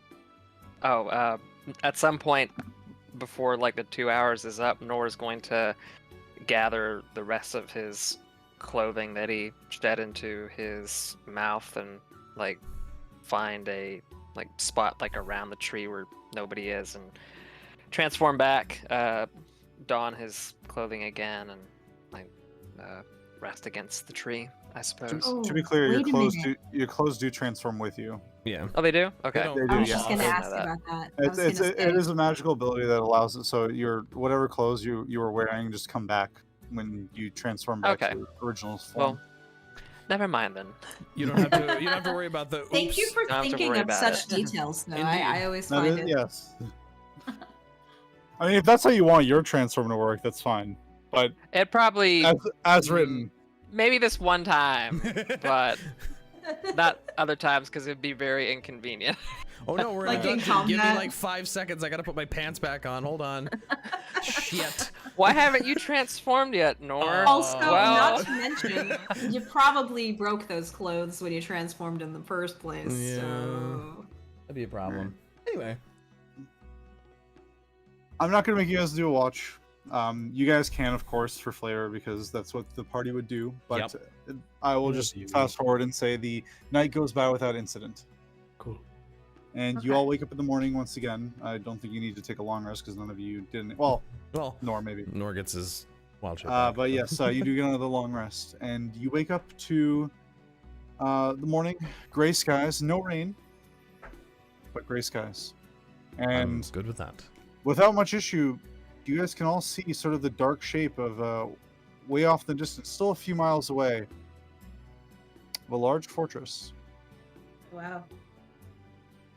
Is it like kind of like how when a mountain's in the distance is kind of bluish and just kind of like It's hard to make it. Yeah, well, there isn't much light at the moment because it's still gray skies, but you do see like the outline of a shape that is clearly, something that's not just like a Man-made. structure. It is definitely man-made. Gotcha. You can't make out really any details from this distance still. Theraden Did is I like ever ask already in the cart. Theraden what exactly he needs to do at Candlekeep, or did he not disclose that to me? Looking for answers is all he told you. Okay. Okay.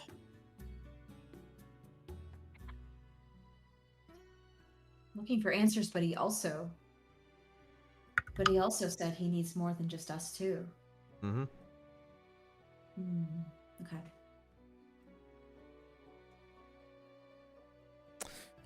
I think specifically he had said he needed answers about what his arms was what he'd been talking about at the time. That's right. That's right. You disclosed more of that to me later. Okay. Okay. So Theraden stretches and all right, everybody, let's get going. It's right there. Cool. Not even a day. Rue wants to stand on the top of the cart and like stand and take in the fresh air the whole time they're driving. Well, actually, how long are they driving for? It's going to be no more than another 2 hours. Oh wow. Okay, yeah. It's right there. Cool. Library party, let's go. Gonna do that. So, you guys take off once more. A gray early morning. Bit of a breeze coming in as you are quite close to the ocean again. And on this, the 6th day of your travel, dark clouds still overhead. On the morning, the rain has subsided, and you see as you approach the keep itself, you see a winding path leading right up to it, with a sign you pass by, a little crooked, raven perched atop it, and it simply says "Candlekeep." What kind of biome Nope, are we in? nope. What kind of trees are around? Like. It's pretty any- sparse at this point because you're getting right near the ocean. Okay, so it's mostly just like grassland. It's mostly grass. Yeah, it's like pretty flat. There are some loose trees. It's would say probably deciduous type trees. Is it like the cliffside? Is it like or the coast? Is it like a cliffside or is it like a beach? Just getting to that. Oh, okay, sorry. Go ahead. No problem. The clouds part slightly, and you sort of get some shafts of sunlight coming down as you approach the large fortress. The shafts illuminate gray walls and pale spires of a time-worn fortress that stands majestically atop a rocky promontory overlooking the sea. It is massive. This is likely the largest fortress, castle, structure, whatever you want to call it, that any of you have probably seen in your lives. And let me just do whoops, that's the wrong thing. Whoops. Whoops. Where are we?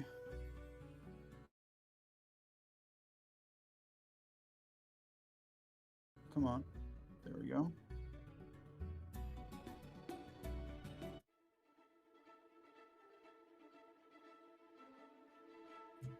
So, I will actually have a picture I can share with you all. Yes. Okay. I'm going to put it over in the info channel. You should put it on Roll20 so everybody can see. You can just drop it in the handout section of Roll20, can't you? Yeah, do that. Can I? Yeah. Roll20 gives me a limited number of Oh. like things I can upload, so I try to avoid uploading too many stuff because I already have a million things on there. It's fair. But I can put it on there, but then delete it after. But I'll put it in info later.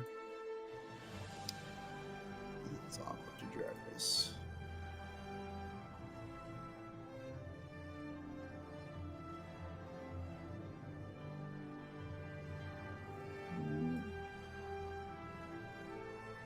Will this work as intended?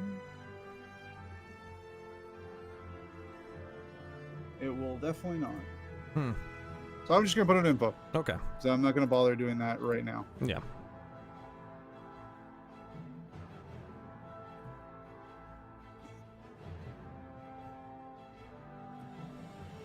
So this is the image you are all seeing as you approach Candlekeep. Oh. Can we like link this in the chat too, so maybe other people can see that? I mean, I have it up on the stream. Oh wow. Oh, you do? Oh, perfect. Sorry, I thought you did. Yeah, Oh. that is Great. Pretty Candlekeep's so crazy. gorgeous. I that is love pretty it. crazy how much they Look at changed the it. freaking Yes. ship they have mounted on top of Yes. the rock. It is This a is beach ship on a nothing rock. like the original. No, it is not. It's Candlekeep so anymore. different, but it's so beautiful. Wait, what's different? What? The original Candlekeep was sort of like more modest. Yeah. Oh, It was more like Yeah, they Modest want- Fortress. original? This do is see- You do see at the very top a large tower with a light, almost like a beacon, Hmm. that's standing atop the cliff. You could probably ascertain, due to its location, probably acts as like almost a form of a lighthouse. Everyone make perception checks for me as you're approaching the gates. Perception, you My said? favorite. Perception, 18. please. 18. 5. 24. 13. 11. 18. I'll say anyone who gets about a 13 or 13 or higher. As you're looking up towards and like looking at the sort of scaling structures that are just kind of like tiered going up this tall cliff, you catch notice of figures in the air, and you focus in on them, and you thought, oh, they're large birds, but then that's a little too large. And so at that point, you realize they have 4 limbs. I would say also anyone, go ahead and make a... What do I make this? Make a nature check for me.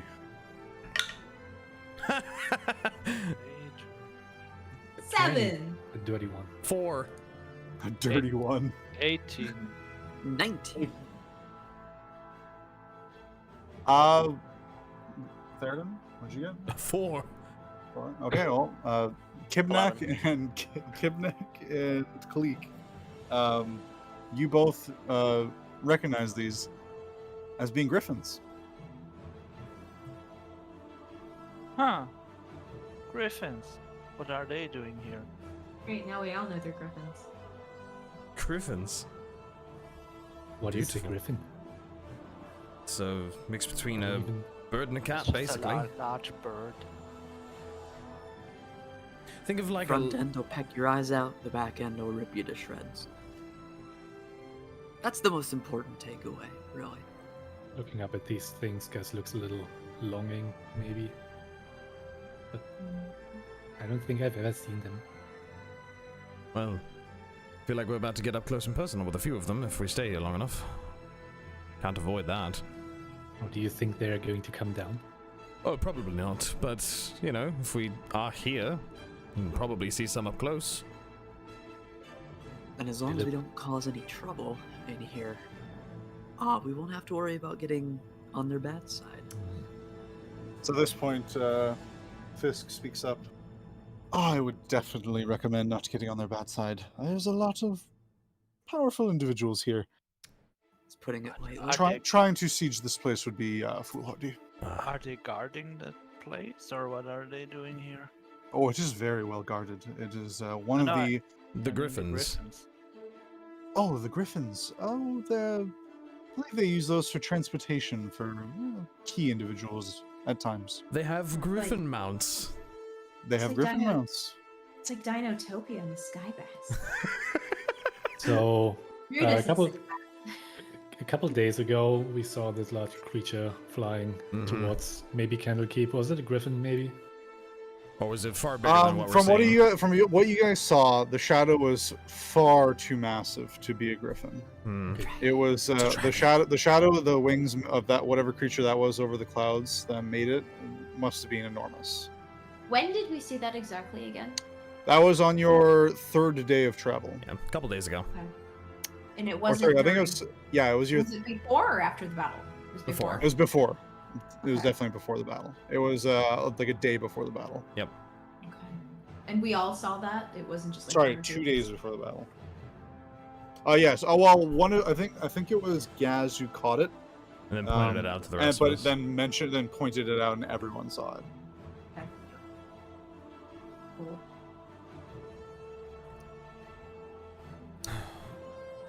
Well, let's get on in. It's more beautiful than I ever thought it would be, either. You're gonna want to It's have a fantastic journal. place. You're gonna want to have that journal ready. Right.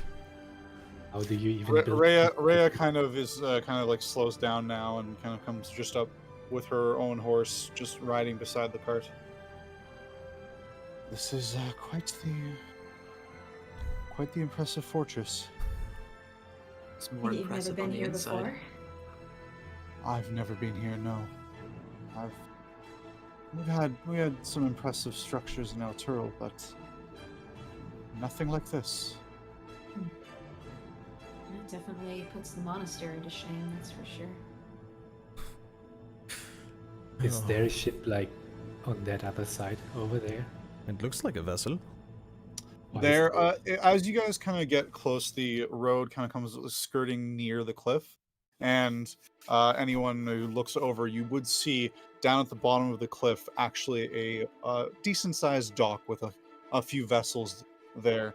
And Gasz, your keen eyes in particular, you would see what appears to be some sort of weird mechanism, and you actually see it operating at this time. What appears to be like like almost like a gondola. Doing That's like entire ships. not the whole ships, but from the dock, it appears to be like people on this structure that on this gondola that are being brought up into somewhere up into the fortress. Because on the picture there's like literally a ship like, speared on a rock. Is there actually? Yeah. Yeah. Oh, that I believe is I think. Hold on, let me go picture myself. I don't remember Awesome. exactly every detail.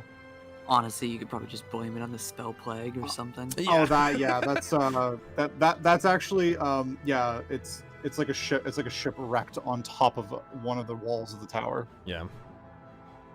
What do you think this got up there? Well, if I had to It's very guess, unusual. magic. Oh, Because I can't imagine anyone hucking a boat like that out of the water. yeah, this looks pretty heavy. Philaster speaks up. Oh, there was a few times in the Candlekeep's past where there were a few individuals who wished to attack, and they thought they could take the keep. What they do, try and fly a boat at you. You know, I don't know quite the story, but I've heard of some pretty creative ideas as to how to breach this impenetrable fortress. So how far are the docks? Like how tall are the cliffs? Incredibly tall. If you had to take a guess, it was probably like 300 or 400 feet down. It is a drop. That's a problem. This is pretty incredible. I wonder why the city is not like falling down into the ocean. It's probably built very well. Or again, you could just say magic, and that would probably make a good excuse for just about anything. Oh, Gus is just giving a nod, accepting that magic is the answer to everything here. Why is this floating? Magic. Right. I wonder if the waves actually got that high before. That would be impressive. Perhaps a giant sea monster deposited it there. Theraden, how difficult is it to do something like controlling the ocean? With magic? With magic, yeah. With a powerful enough spellcaster, I'm sure you could achieve it. Or a group, perhaps. That's Can you do it, Master Omen Seeker? Myself, no. I'm nothing compared You'd to have some to of the consult greatest Yahweh wizards. for that. Yahweh. I'm nothing compared to some of the most powerful spellcasters in the world. But aren't you a dragon? Well, sure. Sure. Wait, are you? And he just said like he was a winks. dragon. Theraden just like winks at Rue and smirks. Oh. Would Rue have... Okay, question. Dragonborns. Uh-huh. She's met a lot of Dragonborns. She grew up with a lot of Dragonborns. Would they have all looked a lot like Theraden, or would they look kind of different? Because I know he's got the hair. A lot of Dragonborns don't have hair. And in D&D canon, Dragonborns don't have tails. But in this world, no. are we just... Whatever. That actually has been retconned. It has. Okay. So it is basically Thank some God. have tails, some have tails, and some don't. Some don't. It's Okay. actually just like, you know, it's not that they don't have tails. They do. Some of them definitely have tails. Okay. So he looks pretty typical Dragonborn then, aside from The his only color. thing Other than- atypical about him is his coloration. The coloration of Dragonborn is usually very dull and muted due to centuries of, crossbreeding, basically. So Theraden being bright blue and white is like, what? Yeah, it's unusual for her to have a Dragonborn with such vibrant colors. Yeah. Okay. Interesting. Yeah, I feel like Blue Rue. boy. He was the first Dragonborn she ever met, so she probably just took that as, hey, some Dragonborns are like this. But she grew up and never met another Dragonborn like him, so. Mm-hmm. Snowflake. Did Rue say this out loud about like growing up with other Dragonborn? Or no? Oh no, that was more just my thought process. I can't see why Okay. she would bring it up actually. Yeah, Nor would have asked about that, but I don't know. So No, she wouldn't. She wouldn't be like audibly talking about her thoughts about Theraden while they're all standing there looking at Candlekeep. So, Gotcha. so no. So Gus is getting increasingly more excited. Are we going to enter now? Well, that's entirely up to how Fisk handles our entry fee. Fisk speaks up as you guys are slowly approaching the gatehouse. Well, I have this, and he pulls out his little book. This should get us entry. Just depends on if you want to provide something yourself, or if this will be enough. Your choice. I only have a few books, and I don't know if any of them would be necessarily unique. Well, you never know. As much as Candlekeep is touted as being the largest repository of knowledge in all of Faerun, there's a lot of knowledge out there. And honestly, they'll accept any type of book that they don't have. Doesn't matter how benign or simple. Even personal journals. Is it going to get us anything if we provide more books? Not particularly, I don't believe. You I might mean, get you might get the gratitude of the library. That might get you somewhere, but beyond that, the main thing is entry. Well, if books are so valuable here, then maybe we should keep some for later. I think I will. You use your recipe book. I have a couple maybe I could use later. He just nods. And as you guys approach the gatehouse, three figures approach your cart. Appear to be monks. One in purple, all in purple robes. A human, a dwarf, and an elf. Huh. Around their necks hang holy symbols of Denir, the god of writing, whose symbol Would I is... know this? Some of you, I would say, who have at least been to major cities would know this, because it's a fairly common god, especially among, if you go to any library, pretty much anywhere in the world, generally you'll see the symbol of Denir. Their symbol is that of a lit candle above an open eye. The elf addresses your group. Welcome to Candlekeep. A gift is required for those seeking admittance. You must donate a book or scroll that isn't in the library's archives. Please present your gift for inspection.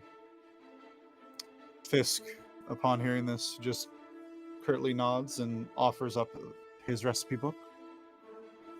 The elf takes it and simply looks it over and inspects the condition, and then a brief wave of a magical incantation,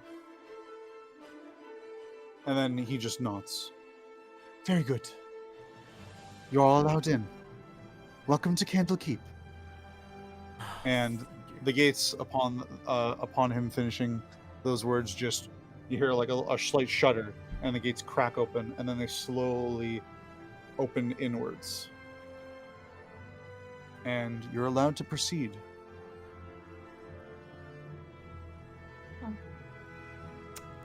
Go right in. Gus is leaning out of the cart, taking in all the looks. This is very exciting to him. So you guys enter what appears to be some sort of type courtyard type space. It's quite large.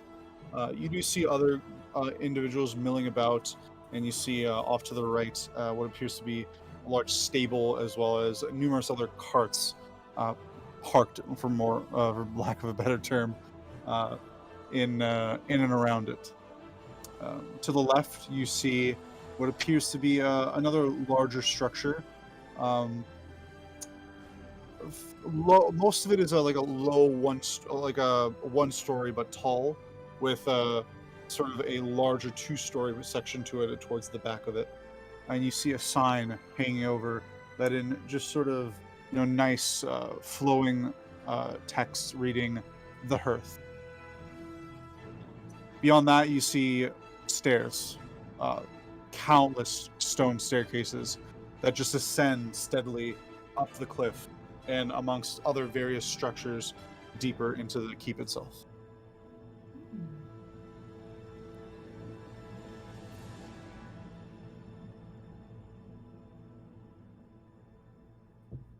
So the keep itself, there's a lot of things in here besides just a library, or is it all just a big fucking library? From what you can tell, there's a lot of structures in here. What parts are actually the library and what are not, it's hard to tell from the outside. Okay. But there are a lot, you see a lot of towers, a lot of spires, a lot of other buildings, both attached to larger structures themselves or completely separate. Are there people walking around? You do. You see various types of people. You see more of these purple-robed monks, all wearing the same symbol of Denier. You also see numerous other scholarly types milling about, some coming in and out of this building with the title of the Hearth. You see some more adventuring type as well.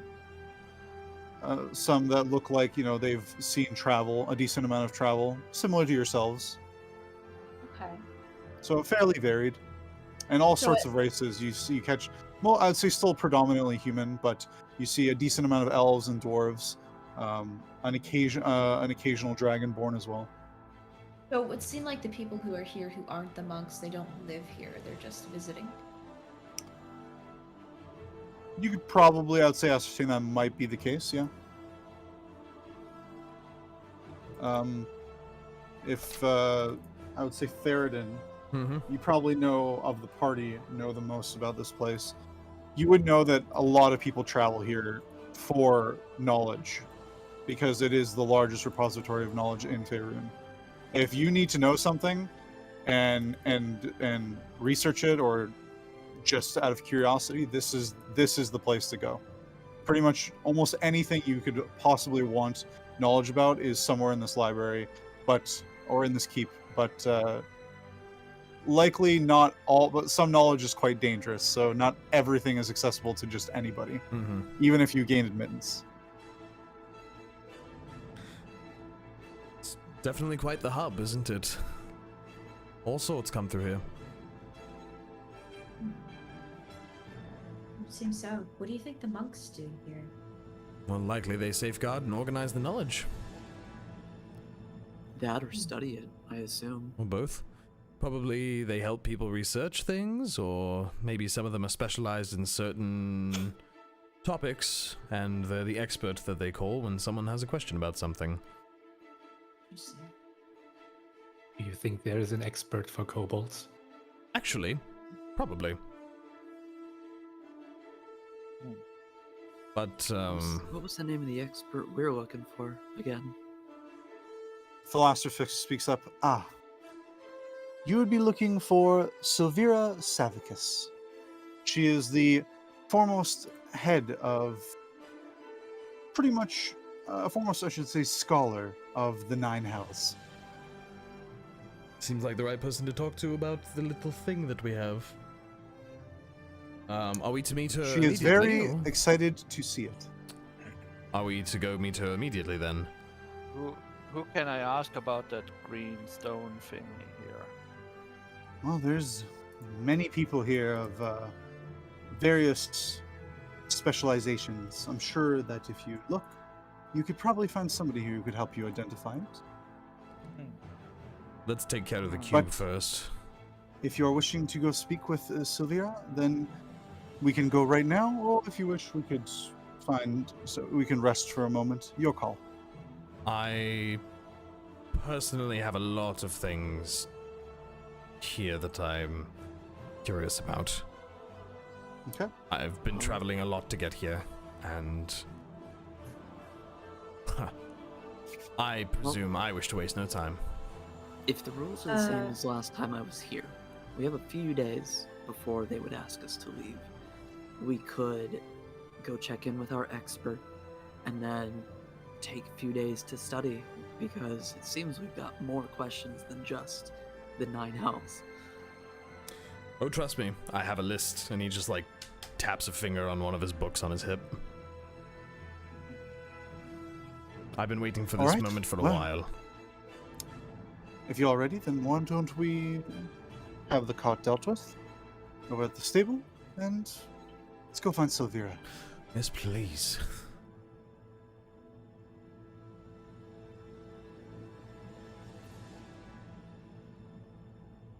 All right, you easily enough. Savicus even pays for any stabling fees for your party. Your horses and your cart are handled and taken care of by the staff. And then Fisk leads you up the staircases towards various towering edifices of housing, from what you can tell, hundreds of monks and wizardly types.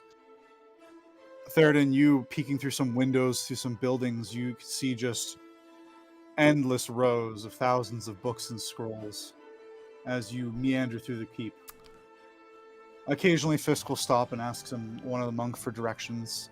Been here a couple of times, but even him in such a maze-like structure gets lost at times. Until he finally brings you to one particular spire.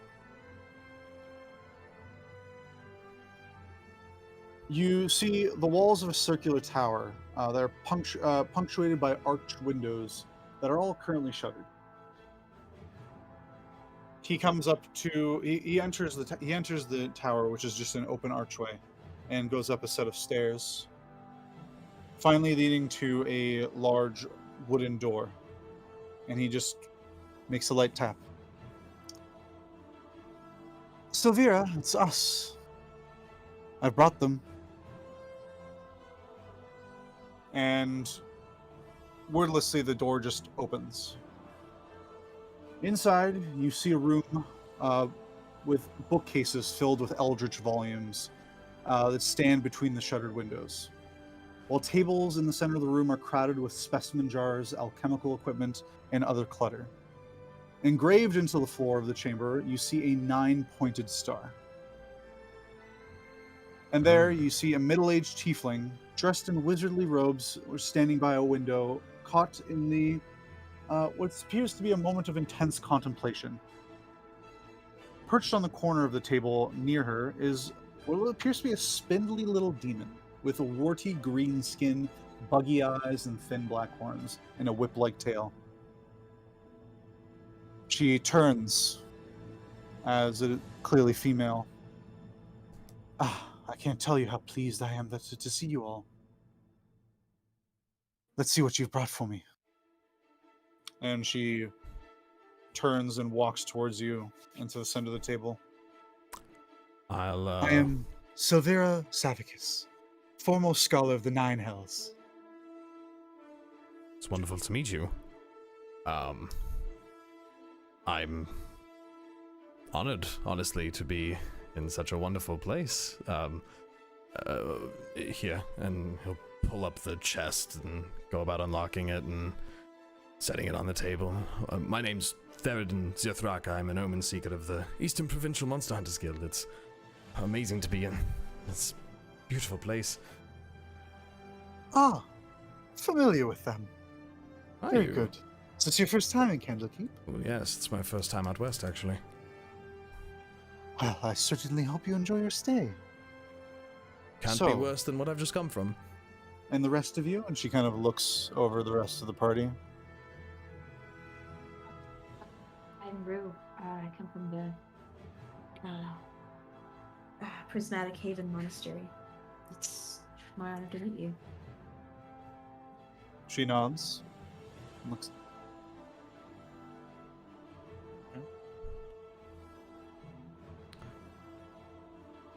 Anyone else introducing themselves, or the rest of you staying I quiet? just didn't want to interrupt because I thought I heard somebody starting to talk.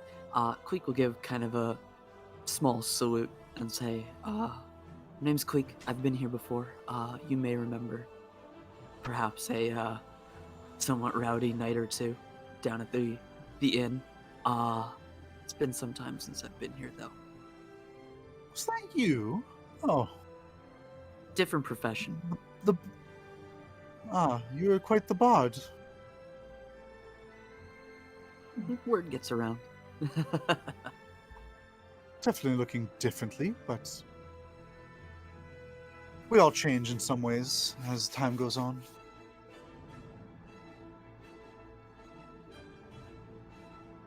Nor steps up and says, my name is Nor. I'm a follower of Eldaf, and my home is wherever I happen to be. Fair enough. Nice to see another of our kind. I have to say, not too often I meet one of us that is part of the druidic inclination.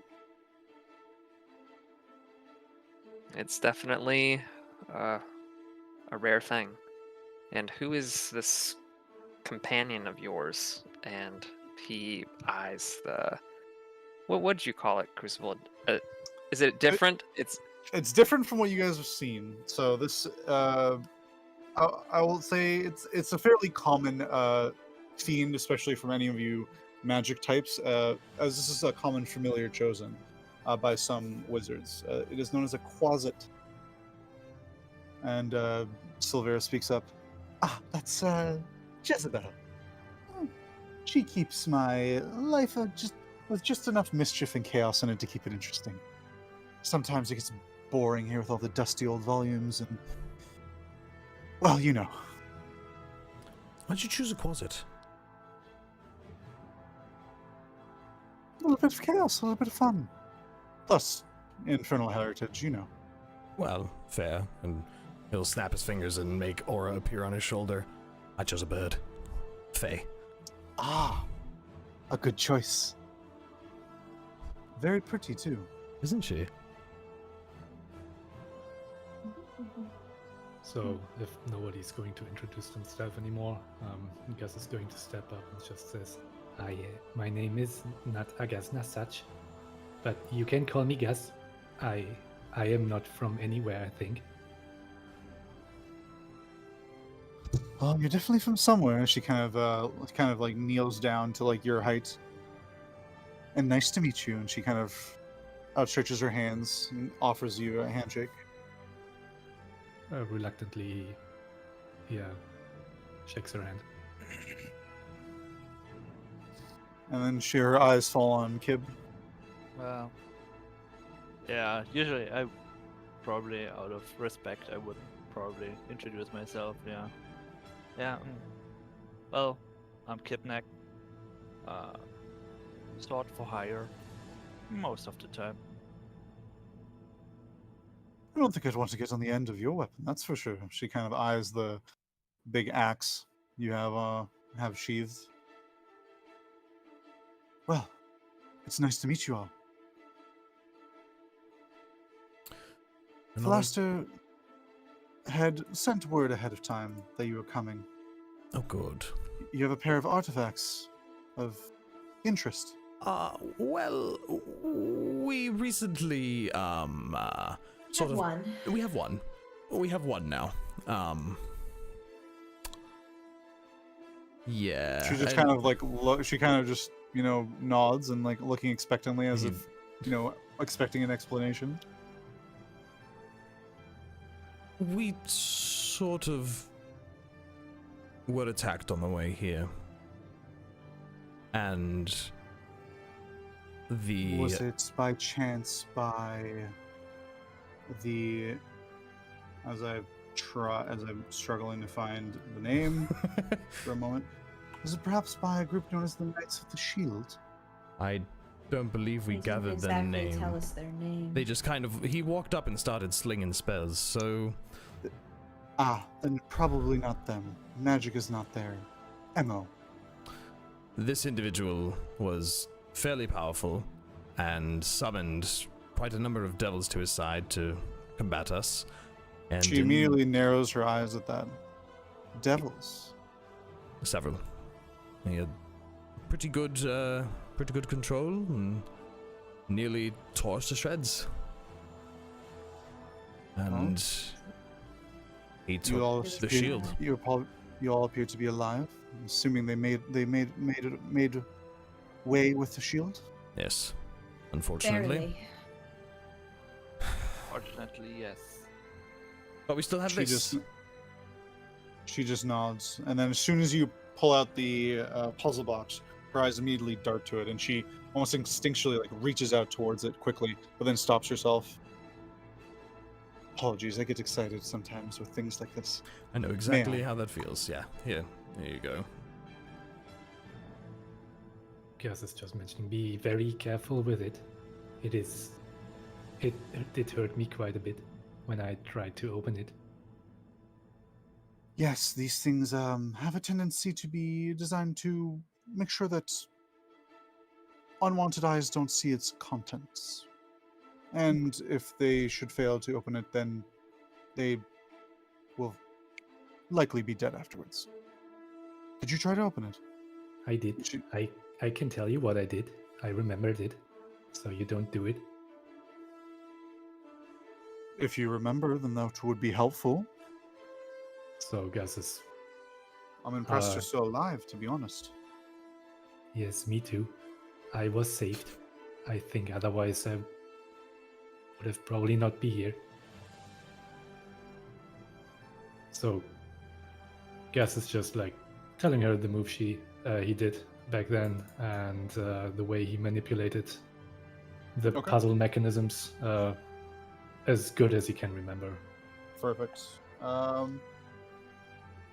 I'll say, just give me a quick, just give me a straight intelligence check. That's a 12. Perfect. Cool. She, follows your movements and watches what you do, and says, "Perfect. That'll make it easier when I'm going to try and open it." Now, Philaster, and she beckons to him.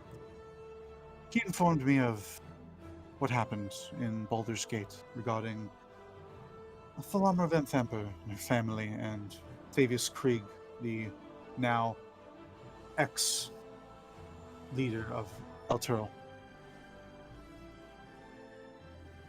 I've been in suspicion of the High Overseer for a long time, but no one wanted to hear my concerns, because Thavius Krieg was widely regarded as a hero who saved the city from an undead scourge, giving rise to the holy nation of Elturgard.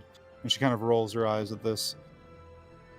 Some of you would probably notice, looking over at Rhea, who's just silently sort of standing off to the side. She's just kind of looking at the floor and keeping her head down. Silvera continues. He was hailed as a savior. Thavius made all the citizens of Elturel swear an oath called the Creed Resolute, which binds them to defend the nation of Elturgard. Met him once years ago. My instincts told me he was a charlatan. Afterward, I grew to suspect that he had cut a deal, possibly with a powerful devil or devils, and maybe using that Creed Resolute to bind all of Elturel to some sort of dark deal. And I had a suspicion that this, and she taps the puzzle box. I wish to prove my theory, and I have a suspicion that this will prove it. And as I believe all the evidence I need is locked within this little box. Now, she sets the box down. Give me a little bit of space. She kind of just beckons you all to, move back a few feet. Step 15 feet away. Okay. I'll take a 5-foot step back, yeah.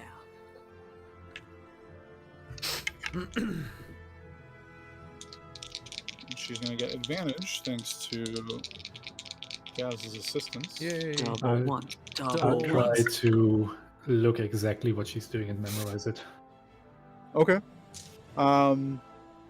Make a perception check to try and keep up with her movements. Okay. It is... Well, it's a 20. 30. Yeah, I would say you definitely easily be able to. That was a good advantage because she rolled a natural 2 and a natural 20. That brings her total up to 36. Holy good lord! Plus 16. It takes about a minute or two, but you see her make complex movements and adjust small gadgets attached to the puzzle box. In all, it was likely a sequence of maybe over 40 or 50 steps before a click. And the box opens kind of outwards, the sort of one flat surface of it splitting into 4 sections and popping out. She reaches in and pulls out what appears to be a stack of 9 chain-linked plates, each about 3 inches thick, cast of a dark iron and stamped with infernal runes. Does anyone here read or can read infernal? Damn. Nor. Mr. Nor can. Okay. You would immediately already be able to start reading this, as it is in infernal. And Savicus just kind of whistles. Well, well. Seems I was right. What have you got there? She kind of looks over at Nor. I believe you could read this yourself, can't you? I can, he says hesitantly. All right. Well. She kind of brings it over and places the plates all down on the table. They kind of landing with a pretty heavy thunk. There's quite a bit of weight to them. What are they made of? It looks like some sort of cast dark iron. Very foreboding looking. You said it's like a chain.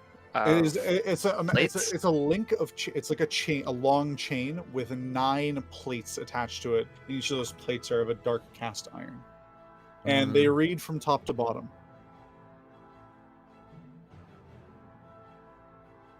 So, Silvera speaks up. Allow me. As he starts to read. Be it known to all that I, Thavius Krieg, High Overseer of Elturel, have sworn to my master, Zariel, Lord of Avernus, to keep the agreements contained in this oath. I hereby submit to Zariel in all matters and for all time. I will place her above all creatures, living and dead. I will obey her all my days and beyond with fear and servility. I recognize the dispensation of the device called the Solar Insidiator, hereafter called the Companion. At this, Rhea's eyes shoot up as she's listening. In my capacity as High Overseer of Elturel and its vassal territories, I acknowledge that all lands falling under the light of the Companion are forfeit to Zariel. All persons bound by oath to defend Elturel are also considered forfeit.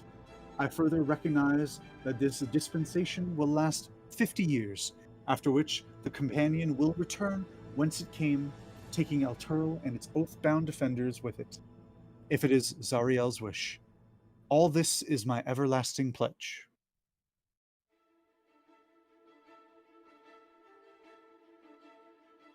Well, that's heavy. Silvera kind of just stops there and contemplates and lets the information kind of sink into the rest of the party. So... And Rhea, at this point, she collapses to her knees, defeated, looking very defeated for a moment. And looking at her, you can see that tears well up in her eyes. If Zariel wants my soul, she's welcome to try and take it. So they stole a whole city of people. Well, based on the reports, I would say that is likely the case. Considering all I have heard of Elturel is that it is nothing but a hole in the ground. It is likely being transported to Avernus. Quite a feat to transport an entire city. It's hard to believe that that glowing ball in the sky that they had was, in fact, a massive device used to claim the whole city. I wonder if they're all the still thing was alive. a trap. A trap 50 years in the making.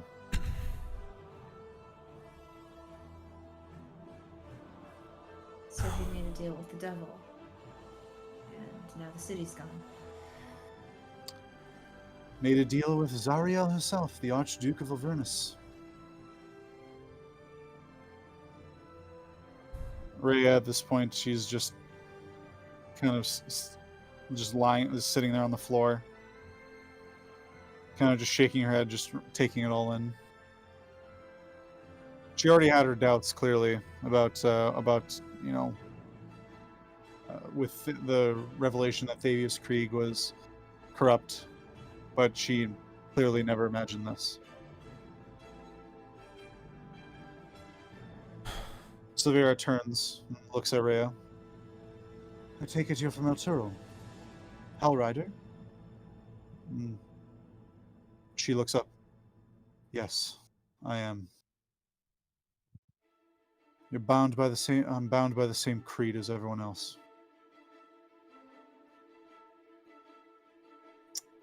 Severa just nods. Well, count yourself lucky. I guess you're far enough from a companion's light that you weren't swept in yourself.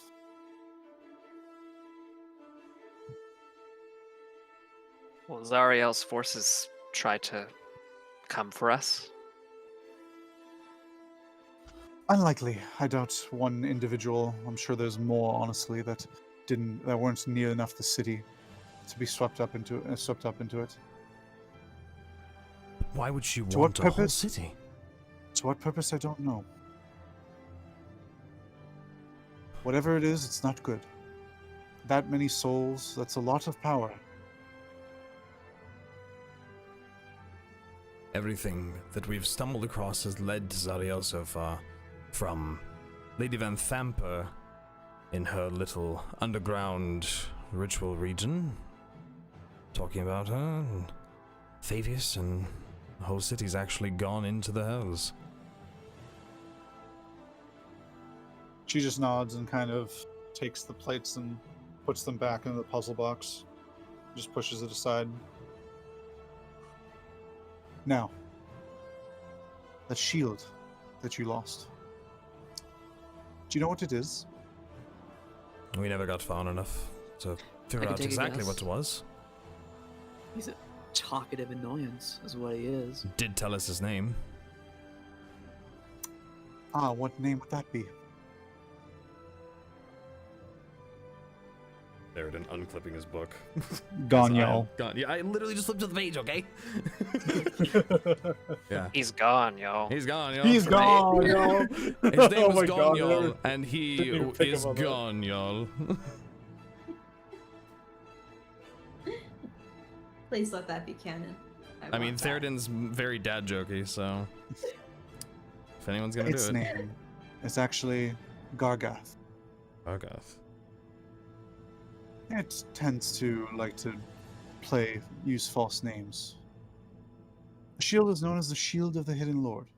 It is a holy artifact. And it was used to trap an incredibly powerful being, a pit fiend, sent by Asmodeus into this realm. Oh, Long ago, it is said that Gargath managed to amass a fairly large gathering of worshippers. And if you know anything about deities and the infernal and the celestial, much of their power comes from worship. It's said that at the time, Gargath became so powerful, he was basically a demigod, almost rivaling some of the gods themselves. But luckily, several of the gods band together and smote him down, and then sealed him away in that shield. Now, whatever these individuals that the shields. Oh, go ahead. You were gonna ask something. No, I just want to pitch in. Are they trying to free him? I don't know. The shield is a symbol of good's triumph over evil. Even gazing at such beauty, one can easily overlook the terrible force that's bound within it.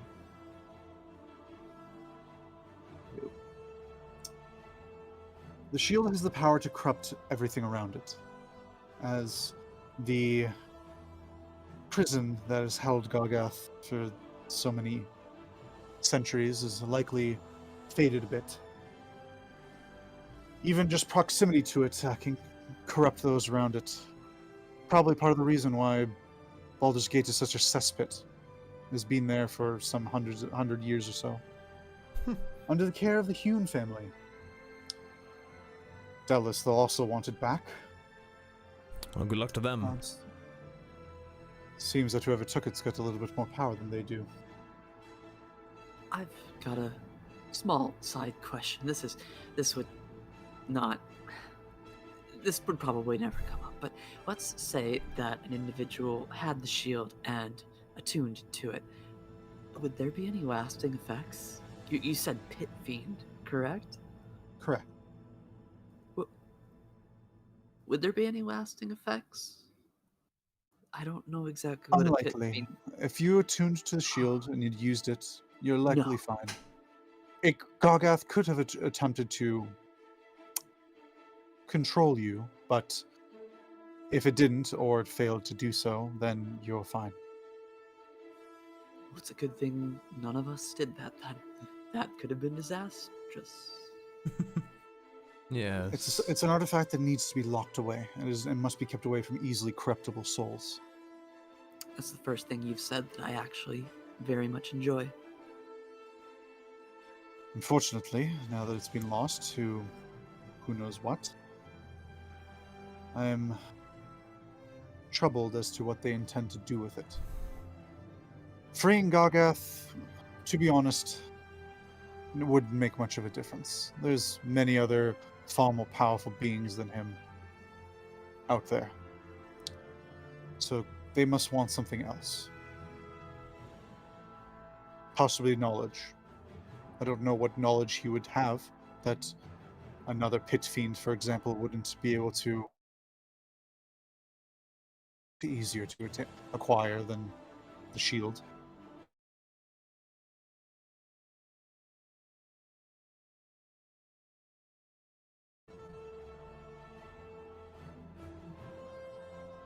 Well, whatever they're intending to do with it, it can't be good. But that's off our plate now. We have no idea where they went or who they were. No way to track them.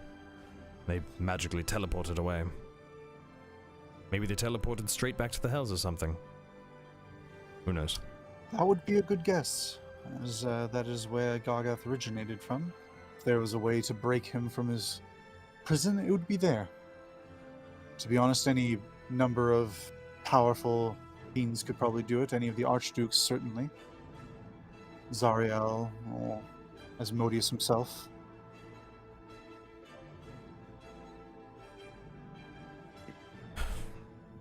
Well, He said Gargath himself isn't that powerful of a being. What other need could they have for this shield? oh, he is powerful. I'm just saying, in the grand scheme of things, him being released from his prison isn't some, catastrophic event. It's no Tiamat Unlike, attacking the world. Exactly.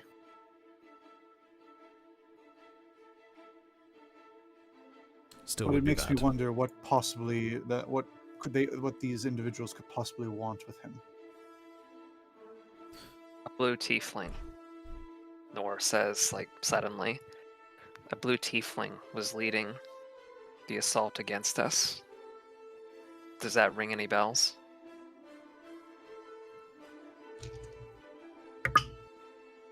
Dice. She don't know. She got a roll. There's a lot of our kind that are entwined with the Infernal, whether we like it or not. But some of us definitely lean more into it.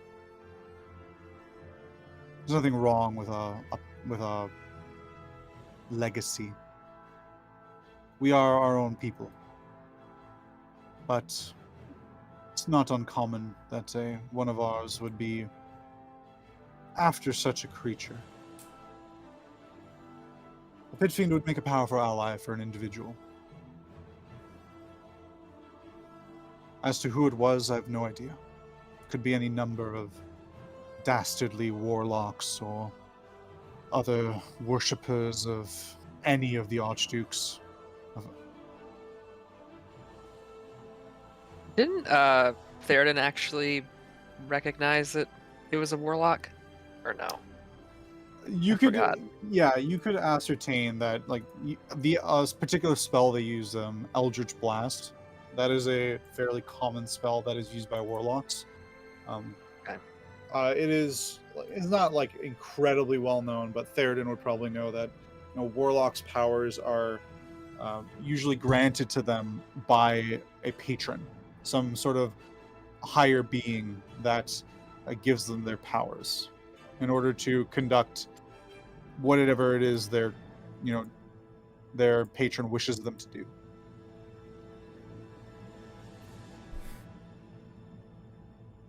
So, what now? What do we do about this? Why Well- are we going to do anything about it? I mean, this is probably You've- something that heroes should deal with, right?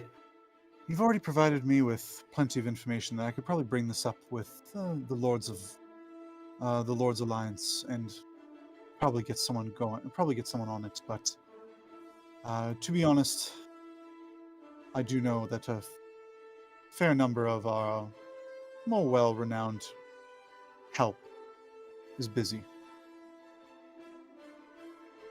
Would you all like to take a trip to Avernus? No. Gus Why? totally gives like a no face. Are you serious?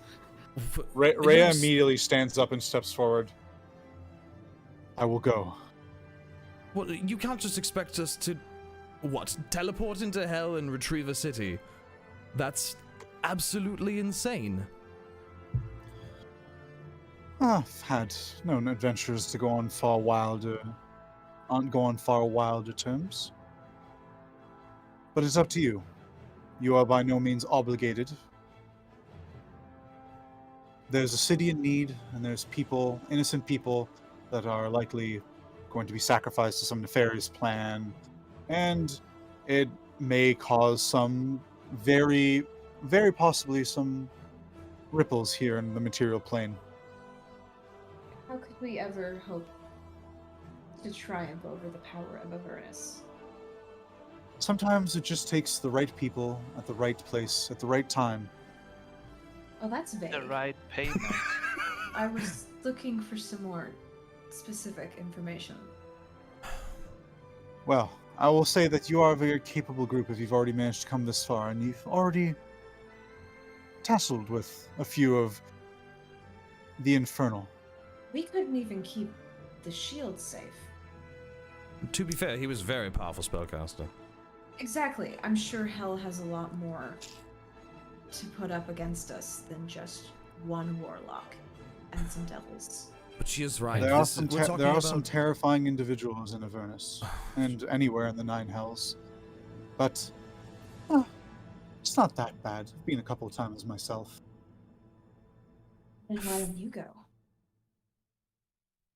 I'm but one person, and there are limitations to what I can do. Limitations to what you can do as well, but you've already proven that you're more than capable, I think.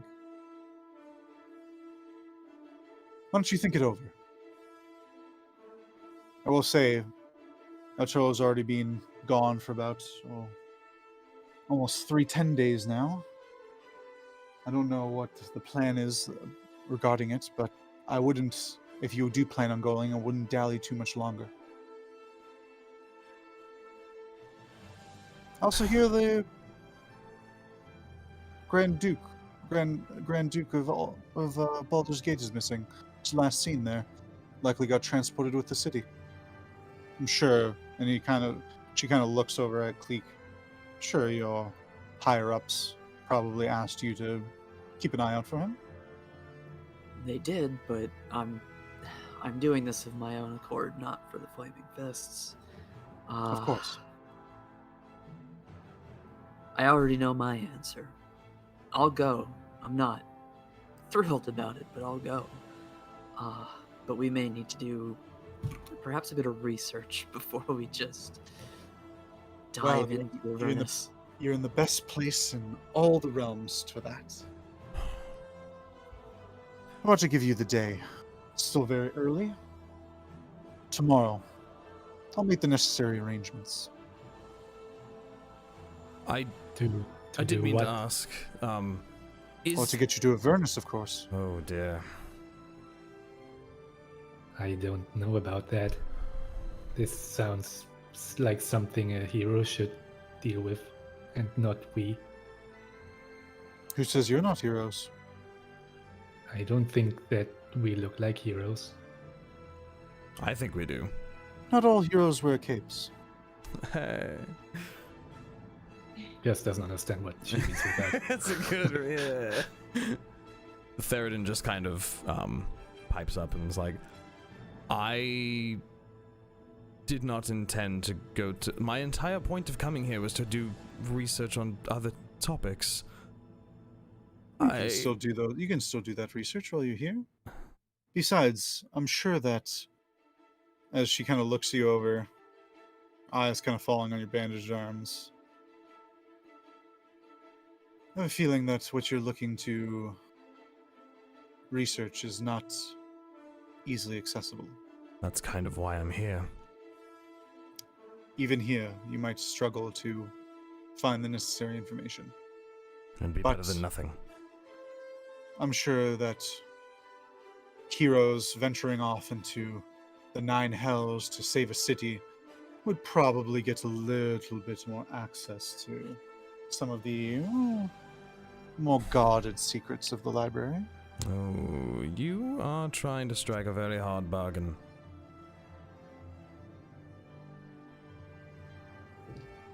Remember, Master Omen Seeker, it's only for a day.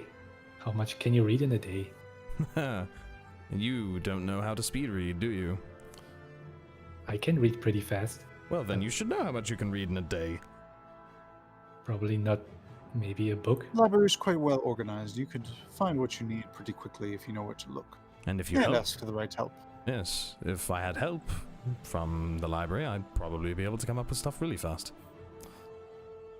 But, Kleeck, I'm judging by your demeanor, you're going to say yes. Yes. Right. I mean, absolutely. I would take the greenstone crystal out of my pocket and would ask, where can get I more information about the crystal here? She kind of looks at it in your claws and then reaches out. May I? Of course. She kind of just grabs it, looks it over. Just toss it away. Krunk, krunk. Under the table. Garbage. She casts a spell. Scowls, casts another spell. Well, I don't know what it is, but it's not a normal rock. Put it to you that way. A normal rock. But It is not a normal Oh, it's rock, not a she normal- says. Not a normal rock. I had a Where'd you find this? my clan eldest gave it to me. It's like crystal is in our clan's possession for quite a while now, and I had a dream about it. A couple dream? days ago. Or a vision. I'm not Well, sure. If I know anything about dreams and visions, usually that means you're bound for greater or terrible things. So, she hands it back to you. But rubbing it. again. Theraden, at that Oh. statement, just kind of grimaces and grips one of his arms a bit.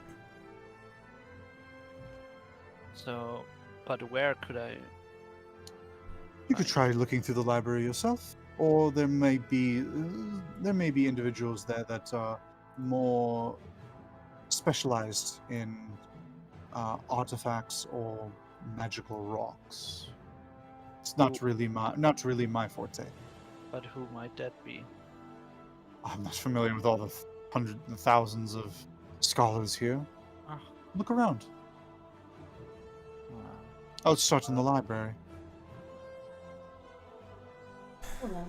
I just, it's not that I don't want to help, I do, but I just really can't understand why you think we're qualified for this. You managed to overthrow a plot brewing in Baldur's Gate that has been going for who knows how long, probably decades. You've unveiled a secret that is being long held by the High Overseer for 50 years.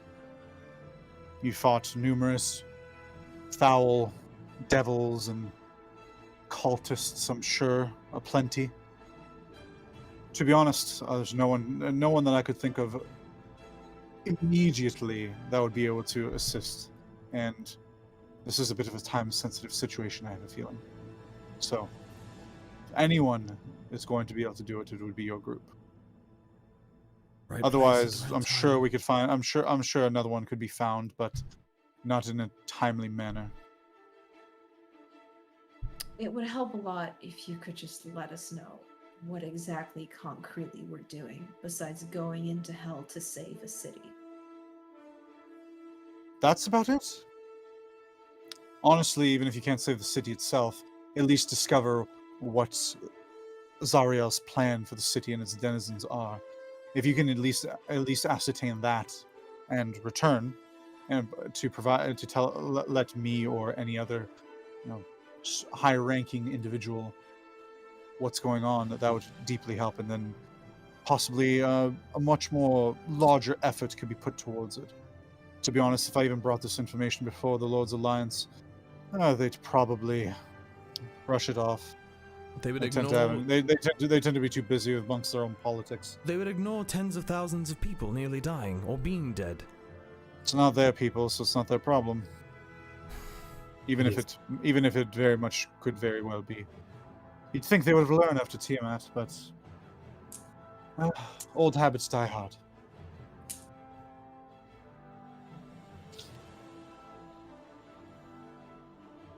Now that I think of it, there's another pair that came by here a few days before. Also heading to the Nine Hells. A pair. Yes, a dragonborn and a human. Did you get their names? They prefer to keep them secret. That's fair. Interesting. Ill intentions or just travelers? I believe they were more interested that due to the turmoil likely accruing in Avernus, they were, I believe, sent by the metallic dragons to look into Tiamat herself. She did try to escape and materialize here in the material plane only about 7 years ago. So it would stand to reason that anything to do with Avernus, the plane she's locked to, might have something to do with her as well. So they likely went investigating that, not per se Turlo itself.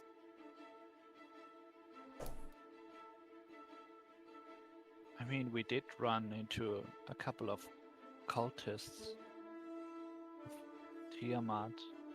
The Cult of the Dragon, probably looking for the remnants of her horde. Exactly that. Wouldn't worry about them too much. They're pretty much small fry at this point. They've been so broken up and disheartened that most of them are not that dedicated.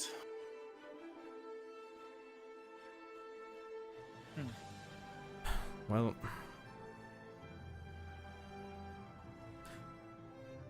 I need access to the library, and I need access to a lot of hard-to-get information. And I guess if that means having to go into hell, it would be worth it. Suppose. All right. Rhea at this point speaks up, having been silent. She kind of turns to the party and addresses you. I don't expect you all to come.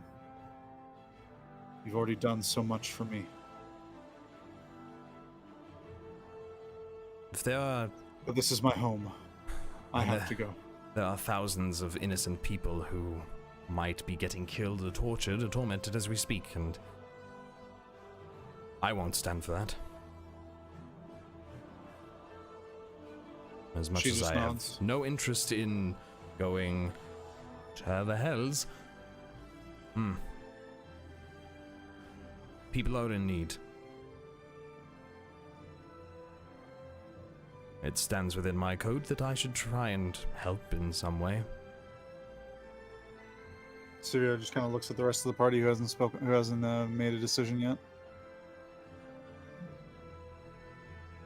Oh, I mean, if Master Kleeck and Master Omenseeker goes, then I suppose, I mean, I wouldn't know where to go anyway. I will accompany you, even though I don't want to. This sounds very dangerous. I don't know what we can hope to accomplish, but I mean, I'll do what I can. Gasz, to help if you. you can always, there's always place for you in our clan.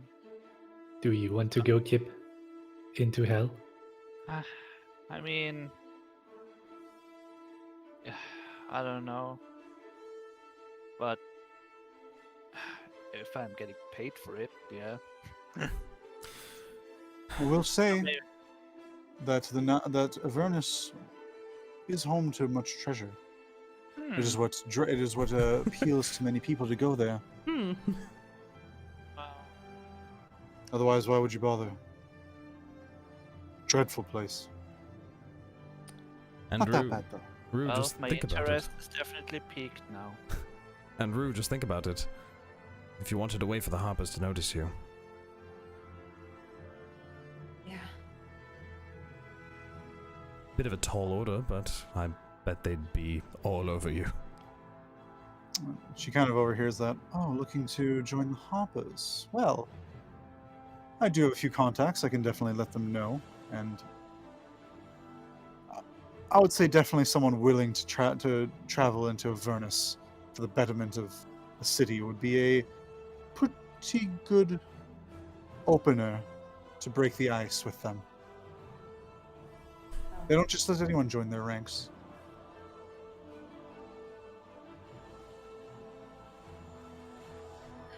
I'm just looking to help, and I just don't want us to all die on the way there.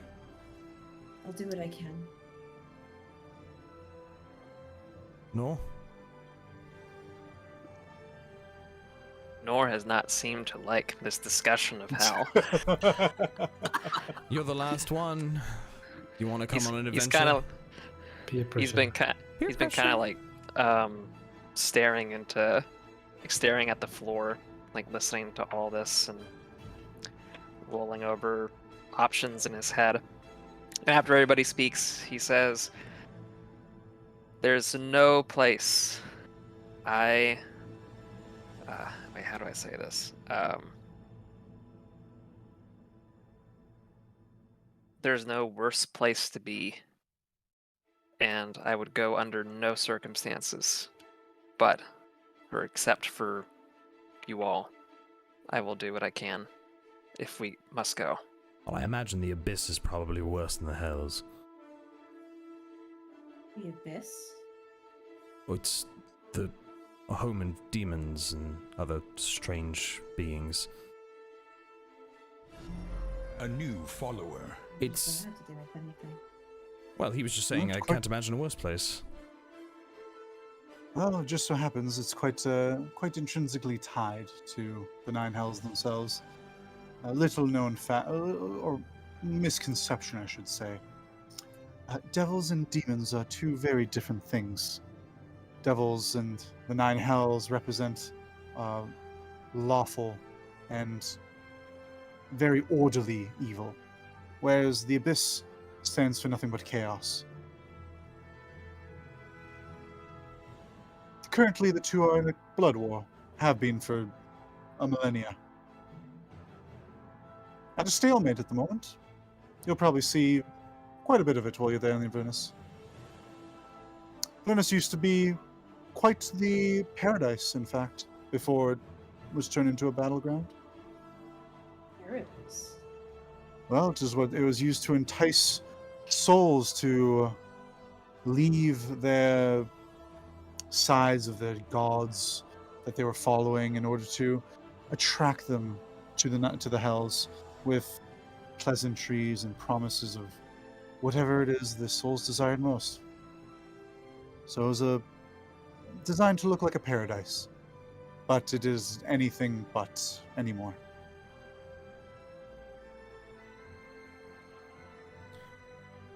Well, then it's settled, I suppose. Good. And she turns around and goes over to one of her bookcases. Does a quick flourish, casting a spell as a few books just fly off the shelves and start hovering. She just starts counting them.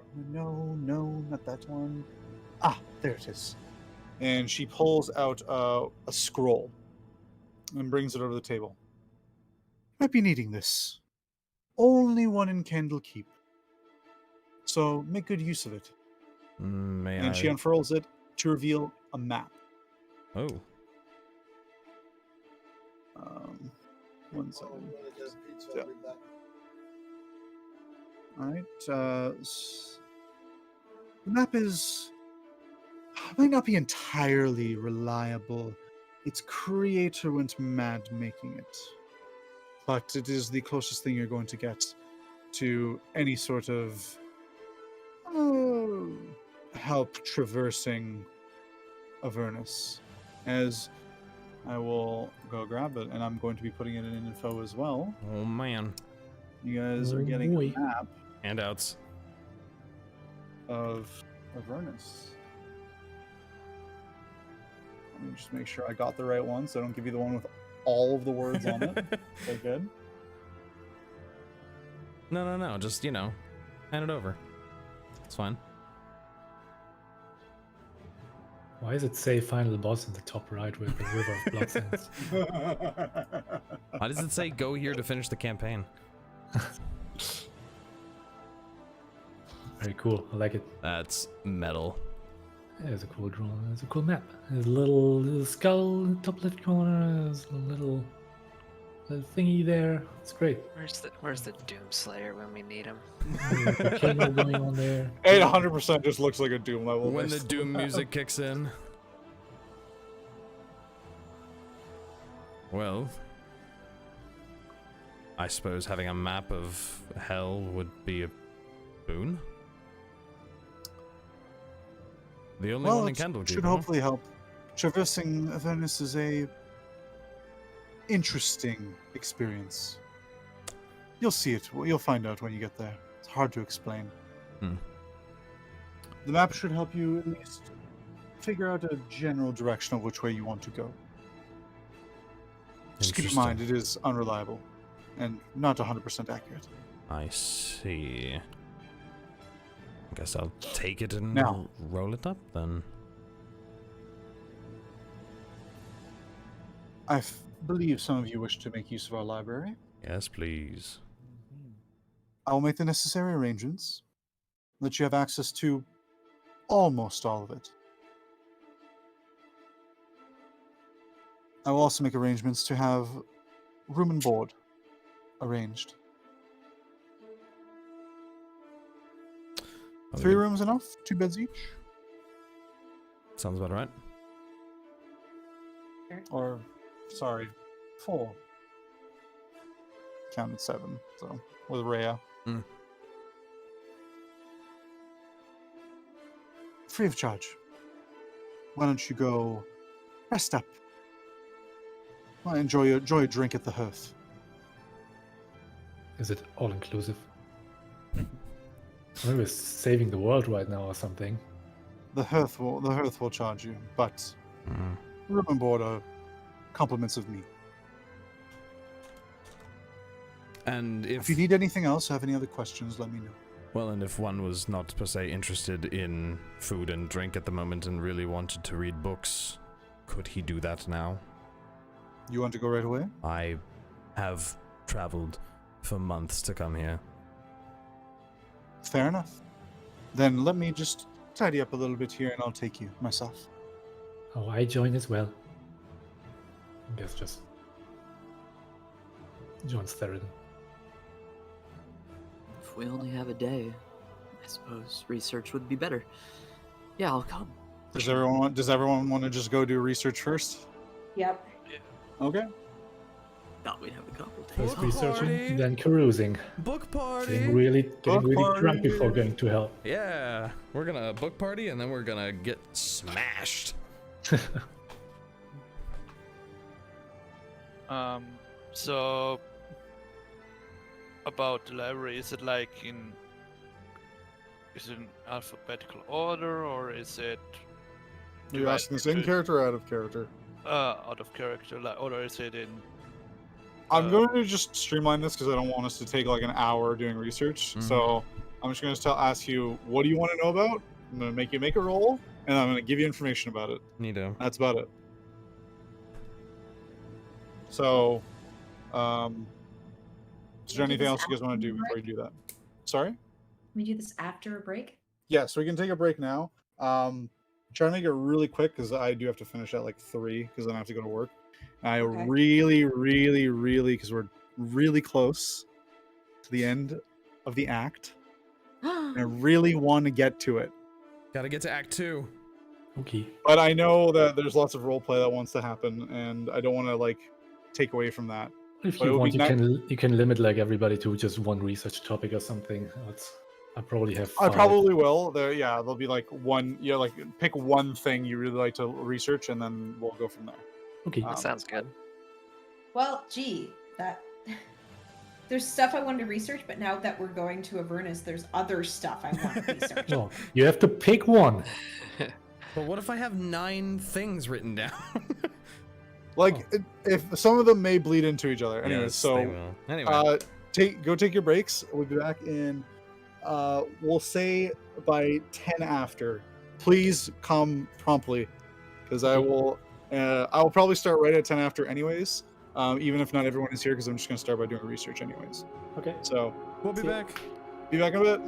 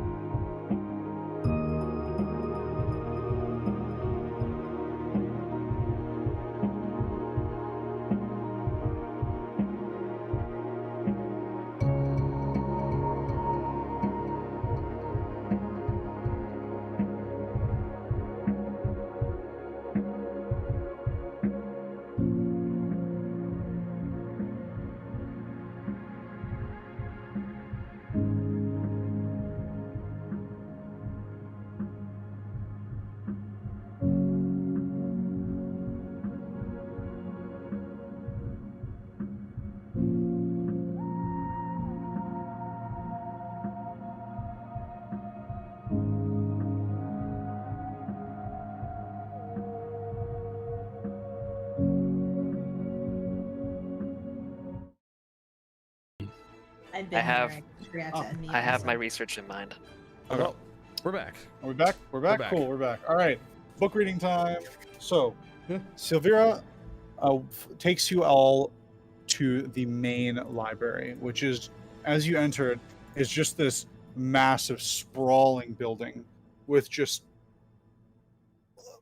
bookcases that are easily twice your height and just filled with volumes upon volumes of just scrolls, books, and everything you can imagine in between. If it's written, it's there. And there's multiple levels. This place probably contains easily more than 100,000, maybe even 1 million books. It is the most literature any of you will ever see in your life in one place. I didn't know that many books do exist. Theraden And is actually smiling. And there's many more than when this came from. Now, let's get going. And I'm going to start with Not me. Kleeck. I'm going to start with Kleeck. Oh, yeah. Okay. Okay. What would you like to research? This is very important. And it took me a long time to deliberate. Alright. I would like to find any book or research of historical or legendary pieces of music or just bardic stories. That's Okay, it. I just easy wanna enough. learn fun stories and shit. There's like 1 million possibilities here I could have given you. But Uh-huh. so first, go ahead and make an investigation check for me. Oh boy. Here you go. Here's How the about 20. a 4? No! You just realized you can't even read. Oh no! Oh no! I don't have eyes. Ah! Ah! It takes you. You look through sometimes. You find some loose things here and there, but nothing really in terms of like real legendary stuff. Oh, You shit. take a moment to ask for some assistance of some of the other like librarians and bookkeepers, and they point you in the right direction. Go ahead and make another roll for me. Another investigation. Yeah, another investigation. How about another 4? Okay. No way. Come on. Stop. I rolled 2 4s. Well, 2 3s. Plus 1. So the main thing you come up with is something of a more recent occurrence, and it is more details into the rise of Tiamat that occurred some about 7 years ago. And you hear a little bit more about the events that occurred around it. So you read about the cult of the dragon. In an audacious bid for power, they led an unholy campaign to resurrect Tiamat into the material plane. They swept from town to town, laying waste and claiming all the treasure and valuables they could find to add to their deity's hoard. They also, along with these treasures, collected a pair of some powerful artifacts that were required to resurrect Tiamat. Those being the 5 dragon masks, one of each color of the chromatic dragons, Mhm. and the Drak horn, a massive horn that was gifted to a particular red chromatic dragon of legend many years ago during the war between giants and dragons. It is an artifact that can be used to call upon any dragon in a, I believe it's 100,000 mile radius. Jeez Louise. So the world got it. Basically, the world. Wow. You make the call, and any dragon can heed it and must heed it. Wow. Of evil dragon, I should specify. Even You better. also read more about the small band of unlikely adventurers who prevented. Well, they didn't prevent her coming into the material plane, Yeah. but they beat her back into it. A small band of unlikely adventurers who were the heroes the realm needed at the time. You read about Alvi, a gnomish wizard, and the current foremost draconic scholar of the realms. Eden, the half-elf monk from the Hands of Stone Monastery, and now a professional pub crawler. Okay. Mari, the Asimar paladin, dedicated to Helm, and a resident of Oturl.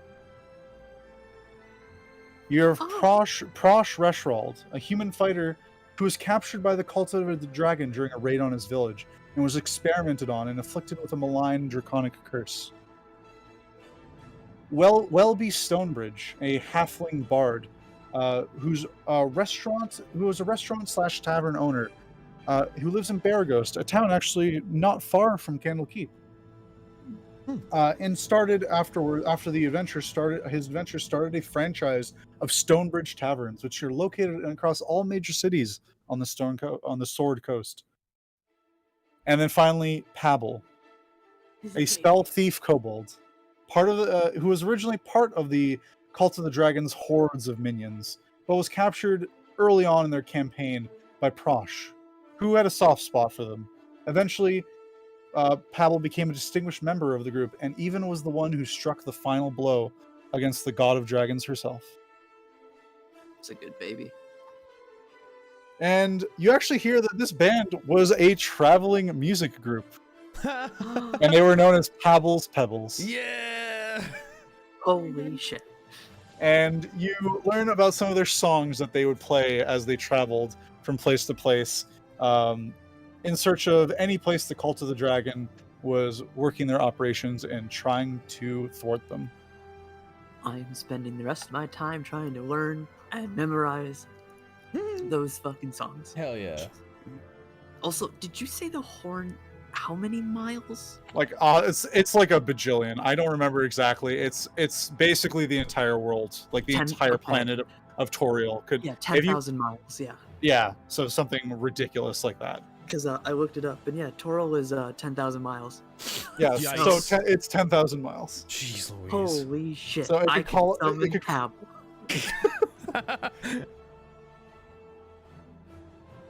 Or, you know, a big Alright. dragon. Yeah. next, Theraden. Oh, What would you like to research? Okay, so right. Well, guys, welcome to my speedrun of a library today. I'm going to do the... Crack the knuckles. Okay, so first of all, I want to look up recollections or recordings of any villages that mysteriously vanished in large mishaps and explosions within the last year or so.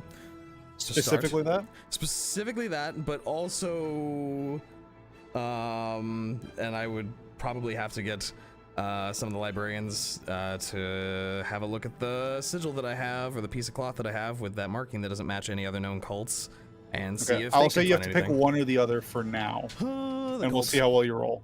The cult. The cult. Got it. Okay. Make an investigation roll for me. I'm going to do the Dewey Decimal Classification System strat just to see if we can... You're gonna Got it. Okay, I'm done. Ooh, 21. 21. All right. You immediately start beginning to pore over volumes, and with Silvira's access to some of the more restricted areas of the library, you manage to come up with some information that is a little bit harder to come by. As I go over my notes. Hit me, doctor. The cult in question regarding this symbol that you have, it's in a very elusive group, and little is known about them even within the, knowledge here stored at the library. But you do come up with a name. The Assyriant. Oh my god, you're gonna have to spell that shit. Esuriient.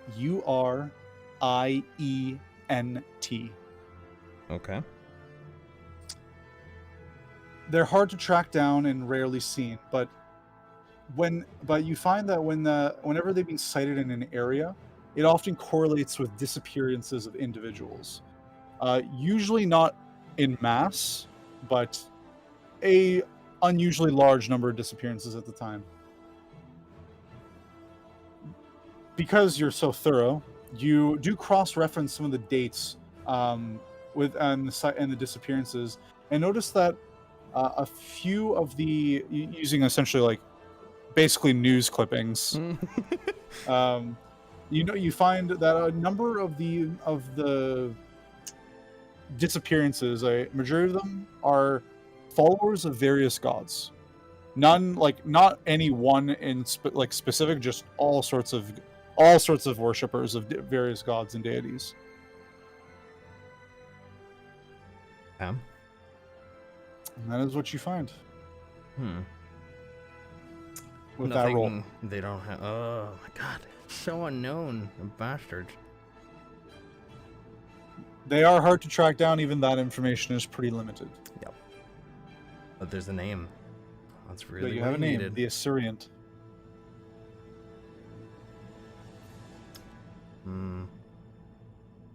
Do I have time for a second one? With a roll that good, I will say yes. I will give you time for one more quick one. Okay. You can either. I would also let you further continue investigating that if you wanted to. Oh, boy. Instead. I think he would. Oh my god. I think he would probably also try and research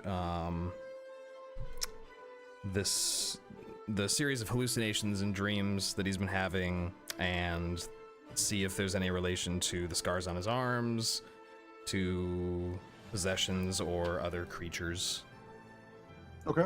Go ahead and make another investigation roll for me.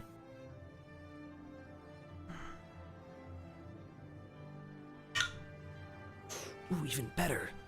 24. 24. All right. So there are many ways one could try to possess an individual. Many of them do require some sort of mark or other sort like mark on the individual themselves. But usually it's only in the process of the actual ritual for the possession to occur. It's unorthodox that one would be marked and then just left for and not possessed if that was the intention anyways.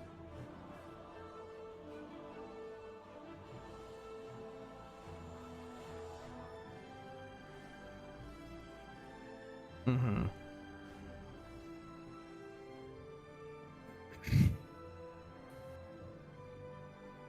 Good? Yeah. All right. Then we move on to Nord. Not me. Okay, great. All right, because I'm ready. I want to research because I remember overhearing that people can contribute all sorts of books, like journals and whatnot. I want to look up any recent history ongoings with people who follow Sylvanus, and whether there's any like journals or historical books that have been submitted over the last decade, like detailing anything about their followers and their activities in this region. Okay. Go ahead and give me a investigation check. Okay.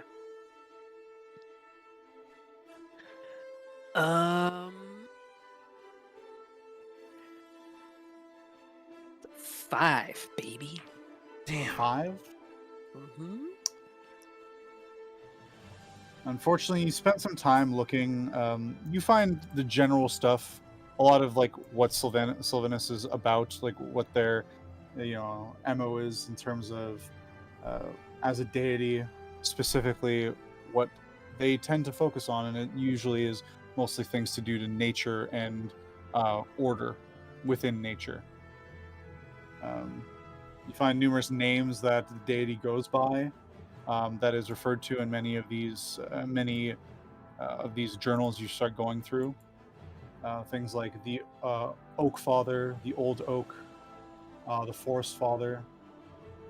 But in terms of specific goings on, it's pretty much just a lot of prattling praise and things that people tend to be thankful for, that they believe Sylvanus is responsible.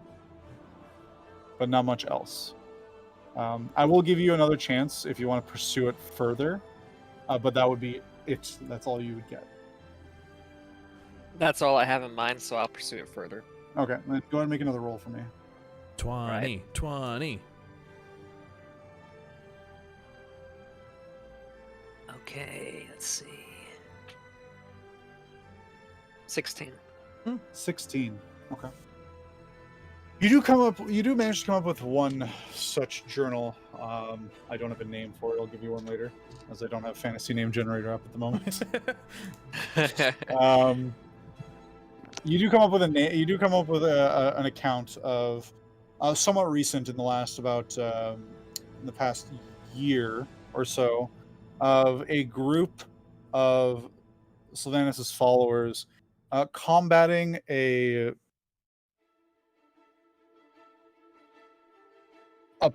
somewhat of like almost like a pestilence that seemed to be coming from a particularly an underground sort of almost like a temple of some sort that was discovered in a vast forest. This pestilence seemed to be spreading out from it, and sort of just destroying the local, wildlife and the forest itself, and corrupting it in some way. And they were doing battle to it. And I'm pretty sure I know what you're looking for. You do find reference to an individual that just fits your mother's description. Okay. Oh. Hmm.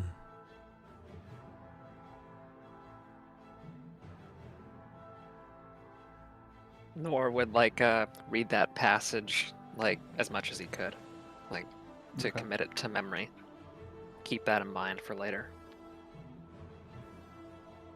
All right. Next up, Rue. Damn it. Damn it. Okay. I think I want to try to find. Okay. There are so many things, but I only get one, and it's not fair. And so. If you roll really good, you might get 2. This is true. Nice. Okay.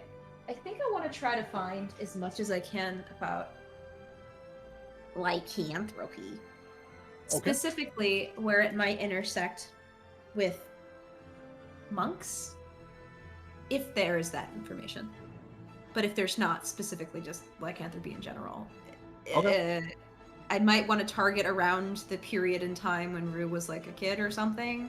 Sure. But also general. So I will roll. All right, go ahead and give me an investigation. Oh, investigation. Okay. Let's. Can I add some RP to the last part of my bit Sure. real quick? Please Okay, do. cool.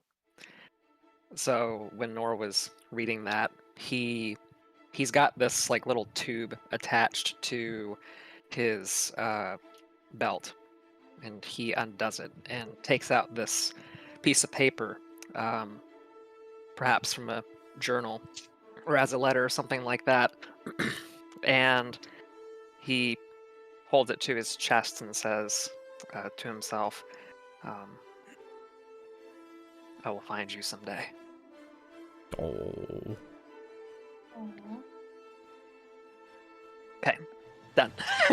Cool. Love it. Yeah, I rolled a 14. 14. So there is pretty extensive information here on lycanthropy within the library. Most of it is probably what you already know yourself. It is an ancient curse that has been that transforms even the most civilized humanoid into ravenous and raving beasts. It's, in terms of things less known, it is thought that lycanthropy originally came from actually a very powerful fiend from the abyss, or demon, I should say, from the abyss. His name being, I'm blanking super hard now. Was it Malakath? No. The Lord of the Hunt? No. It is... I swear I thought I had it here. Shoot. A library monks. You're not as good as I thought you'd be. Wow. Yeah, there's only like a bajillion, things of information on like this world. Oh, I'm not criticizing you, just the library monks. They should Of have course. this shit done.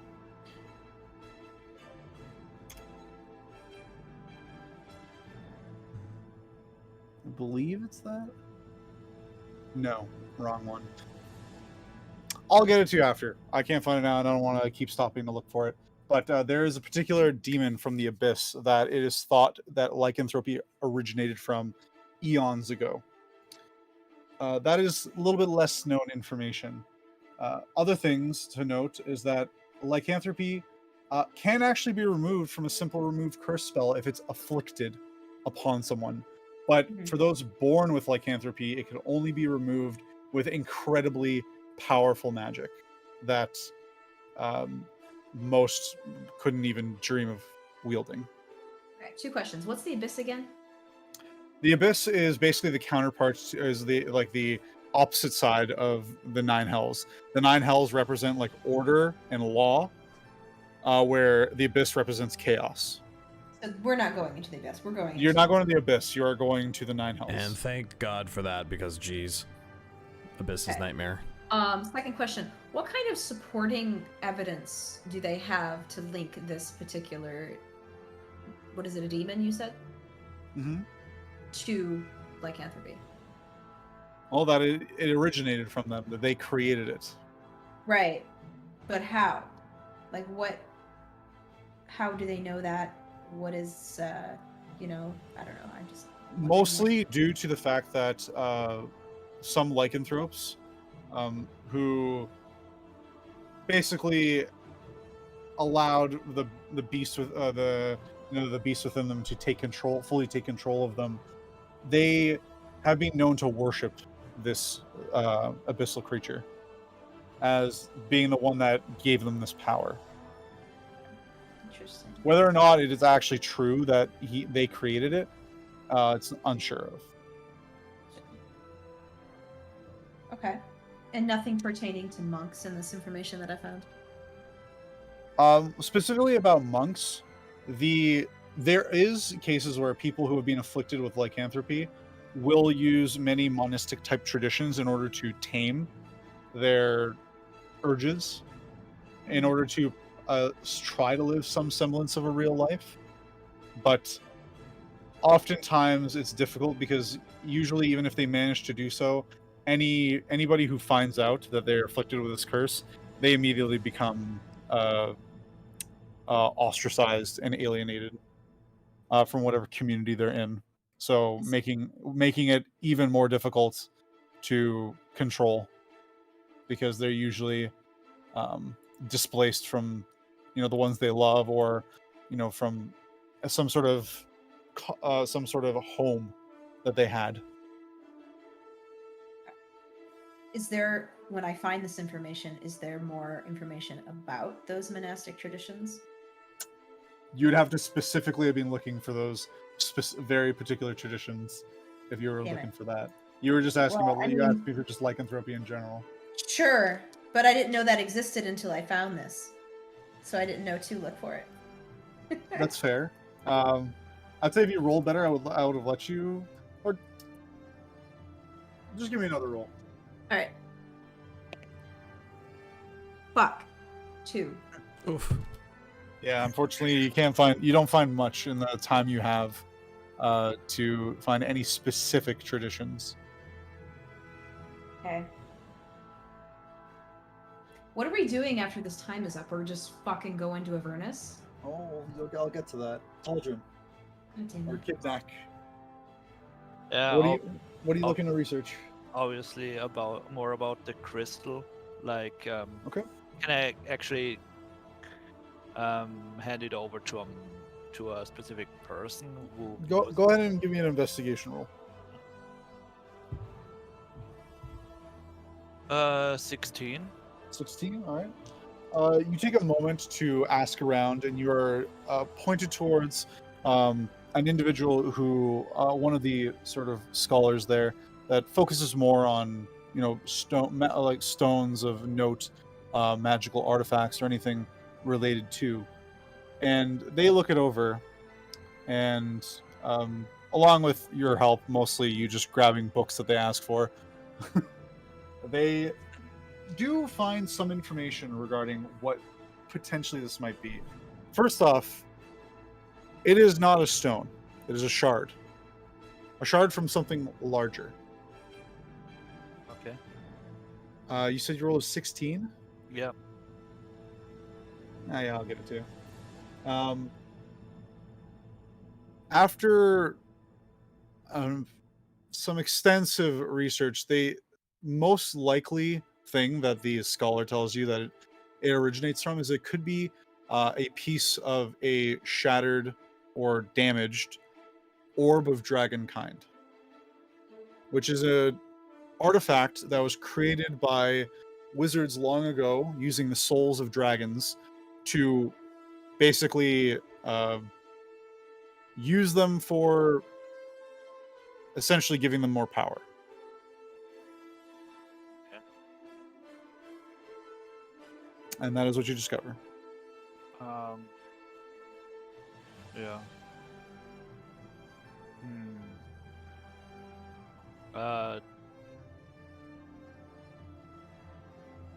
Yeah, I think not sure what else I could like. The only question I would have, but they probably can answer that, is why my clan has something like that in possession. But I'll give you a chance. I'll give you a chance to roll for it if you want. I'll give you one. I'll give you one shot. 14. 14. Okay. Why your clan would have it, you cannot find the information. Other than that, it's a powerful artifact, and it is also very shiny, based on descriptions of what an orb of dragon kind, or dragon orbs, as they're also called. Why your clan would have it would be unknown to you. So unfortunately, with that roll, there's no additional information. Okay. You do note that you do find some information about orbs themselves. They contain the essence of evil dragons, typically.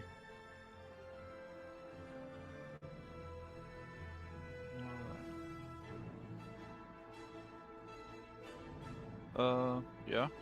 Okay.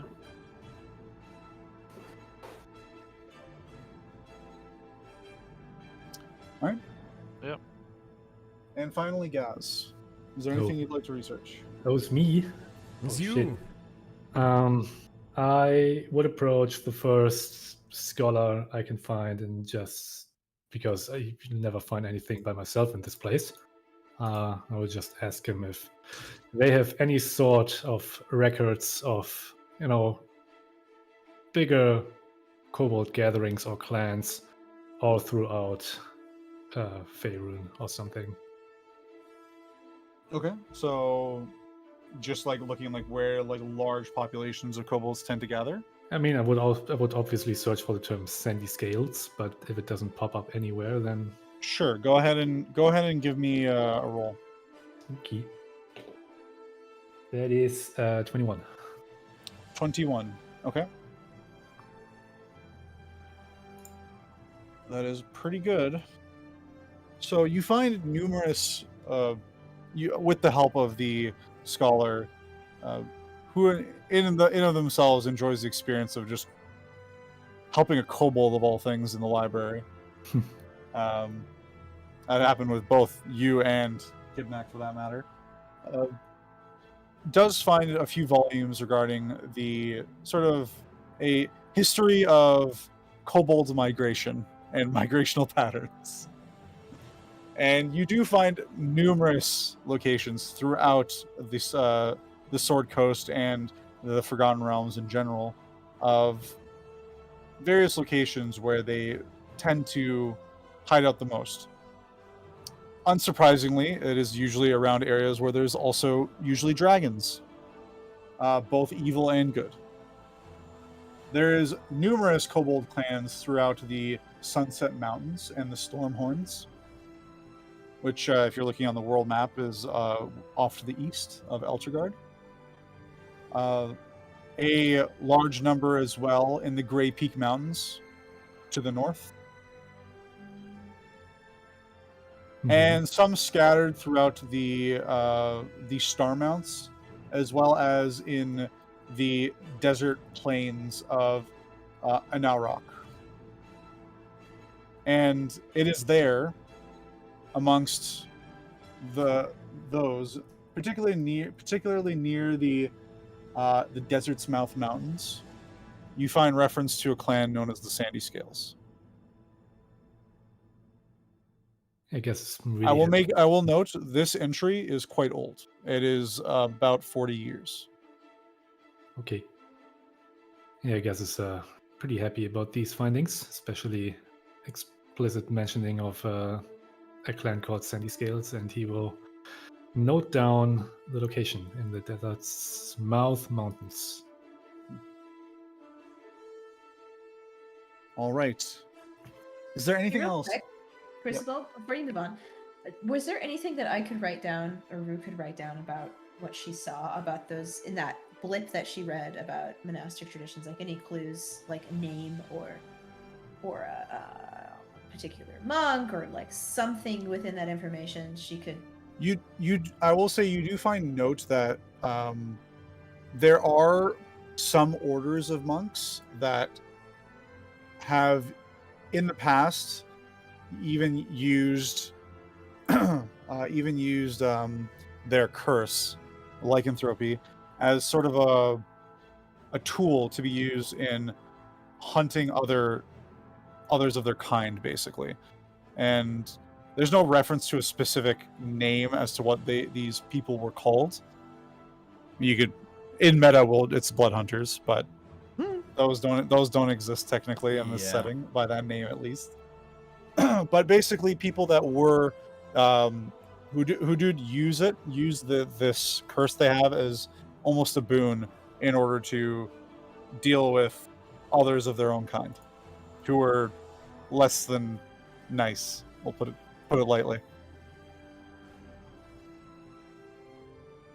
But no specific names. Okay.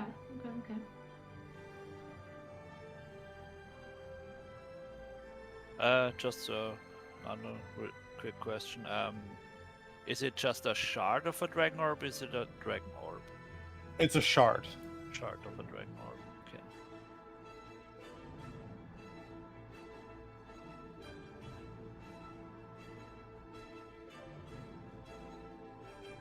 Okay. All right. Is there anything else anyone wants to do? Boy, I sure would love to research more. Sure would love to. Yeah. Theraden would love to spend like a week here, but well, I mean, she says that it's time sensitive. If you guys want to spend more time here, you can, but you know, there's a city that's disappeared and it's already been gone like almost 30 days, so yeah, it's up to you guys how long you want to spend before you make your trip. I mean, we could use some more time to research where we're fucking going. And what we might be fighting. Yeah, what to look out for. I mean, honestly, I think they should be already loading us up with that information. Free of charge. Are we coming back here at any point? Probably never. None of us are equipped to plane shift, so we'll probably be going there and never coming back until we can. Or we find a way back. But no Candlekeep mysteries. Sorry, this campaign is already going on forever. Wasn't gonna add it any. I was thinking about it, but it took us so many sessions to get here. But maybe another time. So maybe we spend one more day of research before going. Okay. I will say if that is the case, I'm probably going to end the session here, like pretty much now. Yeah. That's cool. Because it's going to take me forever to look up some information that you're probably going to ask me. Because I have some prepared, but I don't have like every bit of knowledge on the Forgotten Realms in my brain. It's up to you. Unless everyone's chomping at the bit to go to hell. We can also say we do that, and then I can then later on provide you the necessary information. Also, so we can continue here for a bit. So we can assume that you just spend an extra day, and then leave the following day. That might be Yeah. the best. Well, but I don't feel like we need to do that jumping. Like, I wouldn't mind just doing it in the next session, like moving on in the next session. You guys, I don't know about you guys, but I personally want to finish Act 1. I feel like Crucible is like really eager to wrap this up, so I would like to get the act Yeah. done. If we don't, it's So- not the end of the world. let To him be do honest, it. I'm going to be pushing it because it's already. I've got 45 minutes before I have to leave for work, but I think I can do it as long as we don't dally too much. alright. All right. So is that the plan? Spend an extra day. Do it. Yeah. Yep. Final call. Yep. Going once. Going twice. All right. So after your first day of research, Stavicus is fine with you spending an extra day, though warns that things are time sensitive. You get to enjoy the comforts of Candlekeep finally after about 6 days of hard travel and quite a bit of rain. You enjoy rooms that are nice comfortable beds, warm, and rooms that I think particularly Theraden would enjoy, as they were clearly designed with a person in research and in the midst of learning. There was a nice desk in all the rooms with writing utensils provided complimentary. My God, yes. And just an overall nice space. You also all partake in the Hearth, which is Candlekeep's own little private tavern.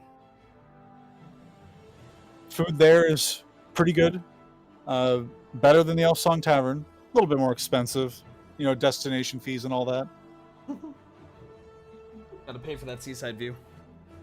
Is there anything you guys want to do in particular, like any moments you wanted to flesh out? Did you want to, hang out in the bar at all? If you want to wrap this up, that's a dangerous question to be asking. Well, I'm asking you because it is. I ultimately I want to do what you guys want to do, so I'm not gonna rush you along because I want to get to the end. I mean, people will probably talk about what they found out, so this is gonna take some time. Yeah. Yeah, I mean, I would like to actually just spend some time in RP with people in the tavern, to be honest, but we don't have that time. Well, it depends. So, would you guys want to do that? In which case, we can do some of that now and then finish up next time, Yeah. or would you prefer to, do that outside of the session? There's a channel for it, technically. Well, since this is probably our last meal, I probably would order the most expensive stuff. Okay. Then we'll say on the second night, the night before you are going to depart. You are all sat on a nice round table inside the hearth, and I actually have a description for it here. Oh man. I can go find it.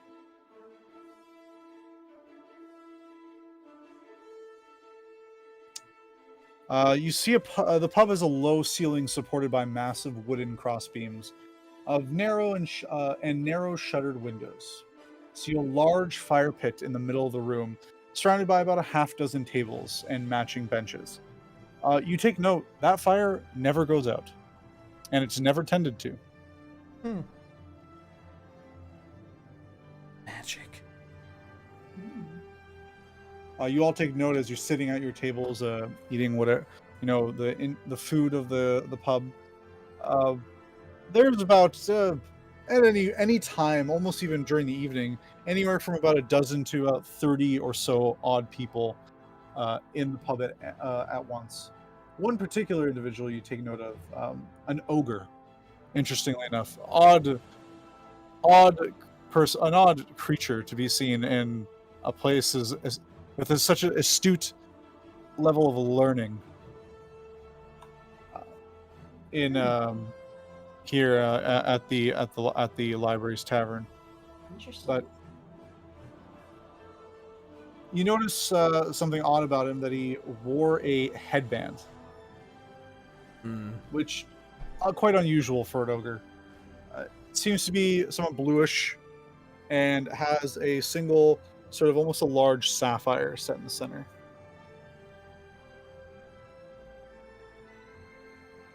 And reading a book. Headband of intellect. Anyway.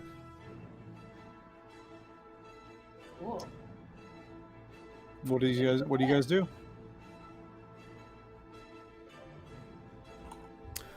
Well, I'm gonna stuff my face and get drunk. Yep, that sounds accurate. Theraden is probably sitting nearby, not necessarily paying attention to the group's goings on, and just staring at his notes. He's got like two books on his lap, one on each leg, and he's just flipping back and forth between them, writing new stuff and rereading things and just looking very lost in thought.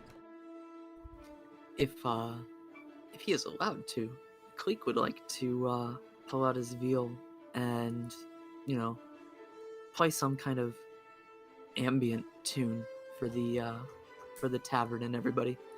Nothing, Okay. Crazy, but Hot cross buns? no, you Go ahead and make a performance check for me. You said veal, and I thought you said veal, like baby cow meat. Yes, I'm just When gonna. did you get I'm that? just gonna tenderize. Please roll high. That's okay. 15. Tenderize some veal musically. A pretty decent performance. You play one of the new songs you learned when you were researching. That was famously played by Pavel's Pebbles. Yeah. That's what Kleeck's evening is gonna be, since maybe his last time performing. What, are we not good enough for you to perform? Well, we could die the moment we get there. That's true. At the very moment, as soon as you step in Avernus, Instantly dead. That's not what Lady was saying. She was like pumping us up with confidence, saying, "Oh, we can handle this." Yeah, it'd be fun. Should I not be trusting this person? Well, I don't know, you That's didn't make fine. an insight check. Yeah. Fuck! I did make an insight check. You're right, I didn't do that thing. But Crucible, my passive insight is 17. Oh wow, that's high. She was pretty above board. Okay. Okay. Well, I would like to go see what Nor's up to again. It's all about Nor this game. Apparently. Nor. Talking about Nor like a lot lately. Yeah. I know. What's Nor up to? I was thinking about that. I'm not really sure. Maybe he's just in the corner of He's the just room not knowing what to straight do up- with his hands. Straight up chilling. Probably smoking his pipe, Mm-hmm. thinking about the research he did.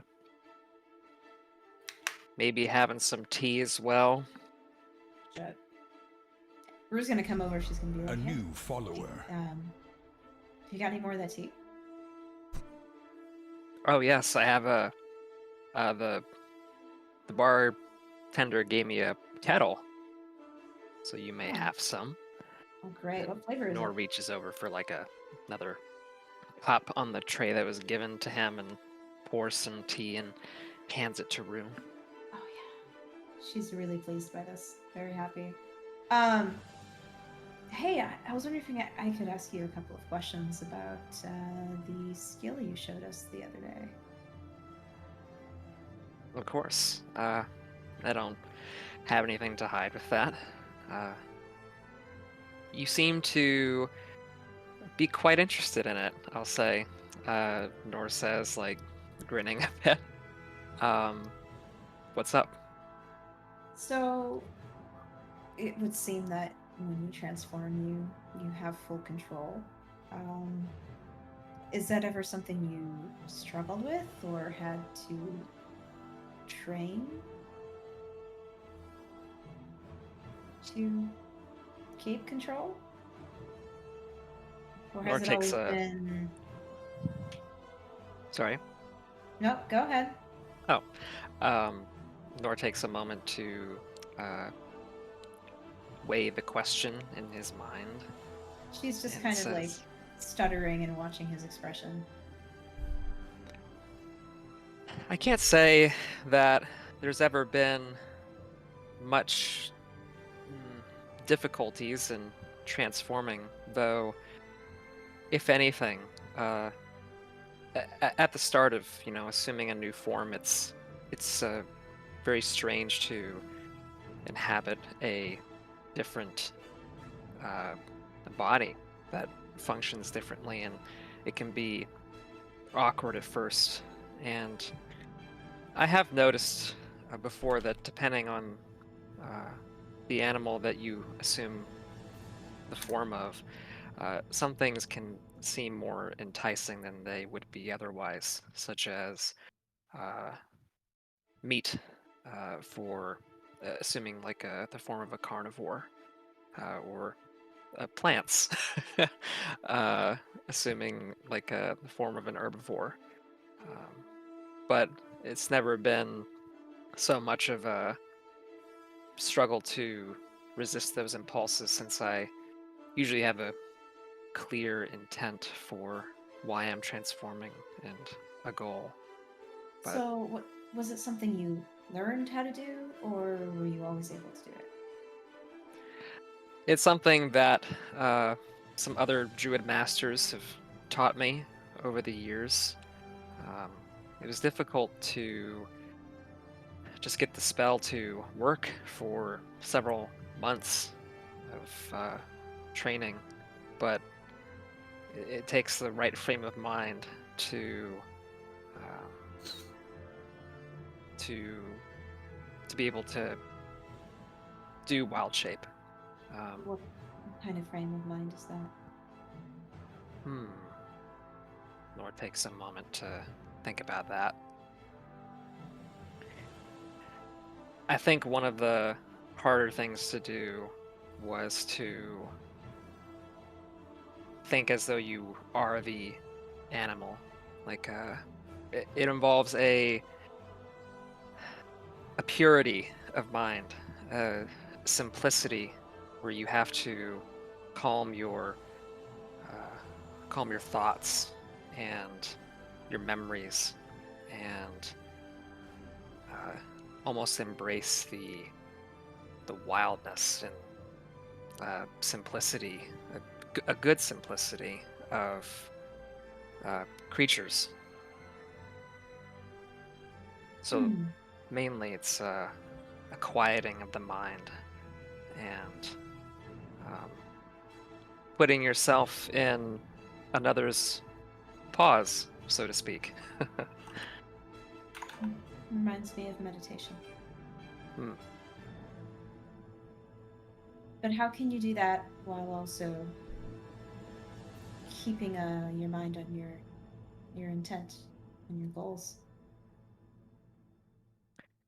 It's a tension, a balance that has to be maintained once you're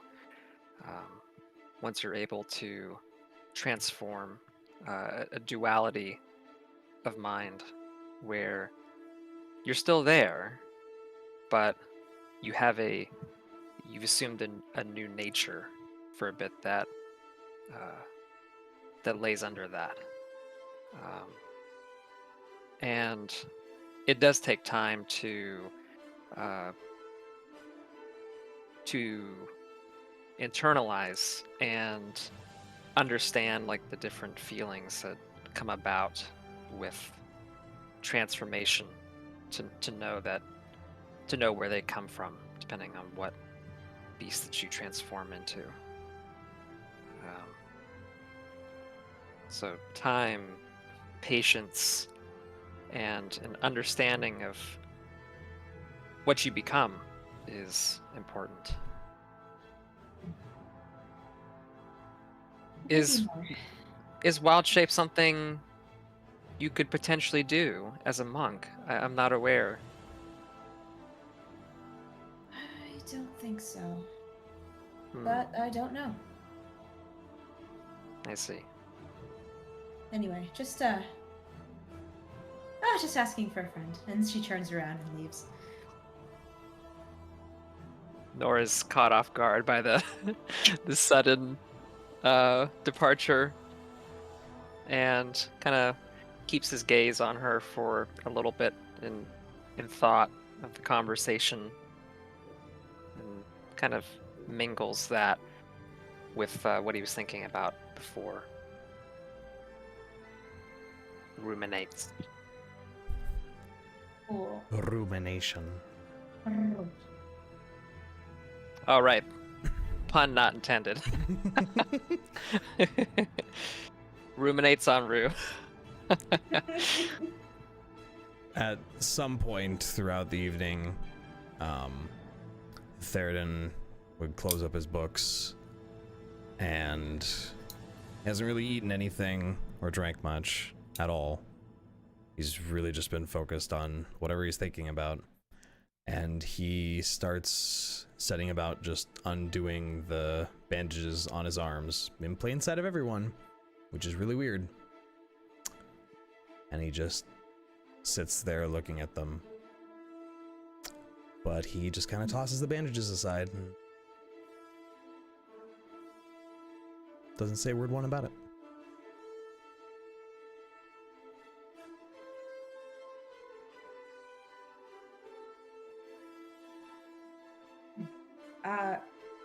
Well, unless anyone else wanted to say anything, Rue would see this and probably want to walk over and sit down next to him and ask him, did you find out what you wanted to know? Some. But, as I expected, all it did was raise more questions.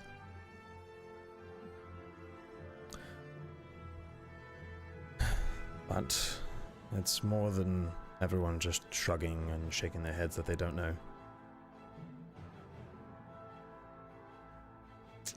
You mean? Oh, you mean you found? Okay, no. Well, as in, I know at least the name of whatever group did this to me. Who are they? Do you mind sharing? Well, they're called the Asurient, and no one really knows who they are. They just show up along with disappearances of people, large groups, sometimes, well, in my case, it was a whole village. I never did tell you what happened to my home, did I? No. Well, got attacked middle of the night, and while we were defending it, there was just a flash, loud noise, and then I woke up on my back in what I can best describe as an observation sort of table, staring into the face of the most attractive dragonborn I've ever seen. Oh. I thought I was The dead. story I was expecting. Well, I thought I was dead. He was a wonderful cleric, though, and he fixed me up, and as it turned out, there was nothing left of my home but a smoking crater. Basically. Stubble. And I woke up like this. Blue and white and stuff cut into my arms and no knowledge of why. Wait, And you woke up with a different color to your scales? Is that what you're saying? I wasn't always this blue. I'll tell you that. And, yeah, it's a long story. There's much more to it, but at least I know the name. for what good it does, considering we're about to go to hell. And that was your home before the Order. Yes. The guild, my father worked for the guild, and he was in the process of trying to make me a monster hunter too. But I was never any good at the whole slaying monsters bit. Best I could do was accidentally stab someone. I was better at studying, learning about things, and, well, I got pretty good with the crossbow. And then this all happened. And then I woke up being able to shoot lightning out of my hands. Oh. And as you can imagine, that was very weird. Yeah, I would expect so. And my mentor, he tried to help me understand, but I was garbage at the whole mathematics part of wizarding, so I'm not a wizard.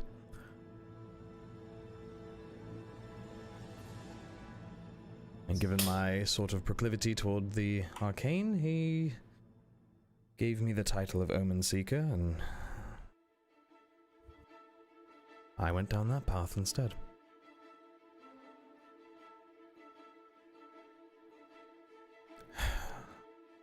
I guess I'm just worried that we're never going to come back if we go to hell. It's a funny sentence to say.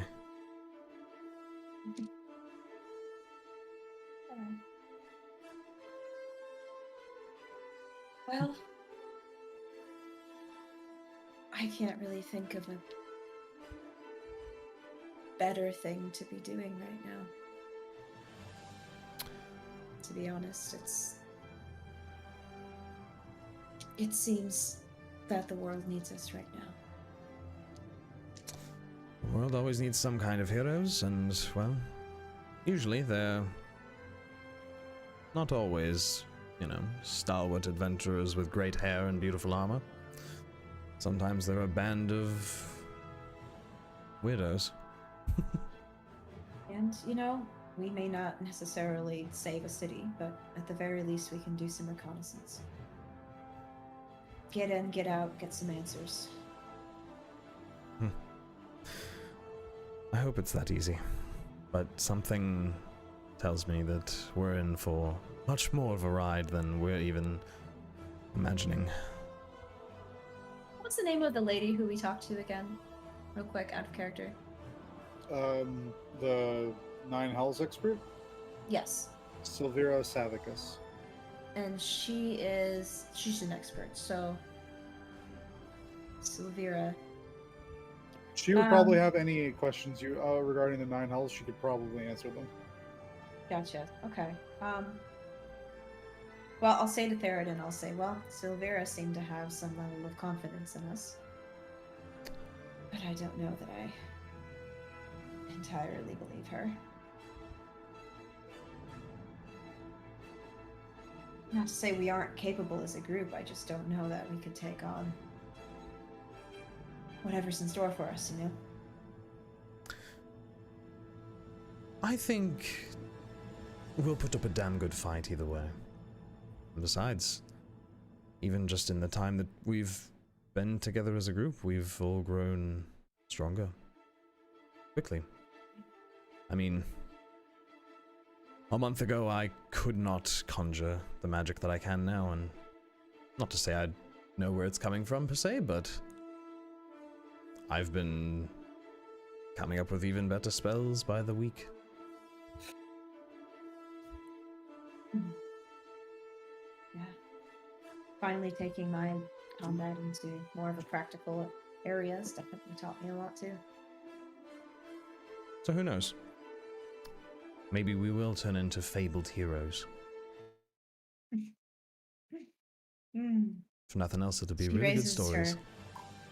Rue raises her cup of tea at Theraden and says, "To fabled heroes."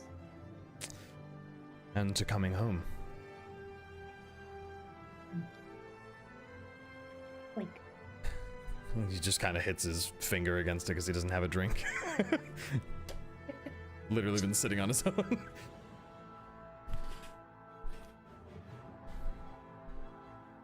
We'll see what tomorrow holds.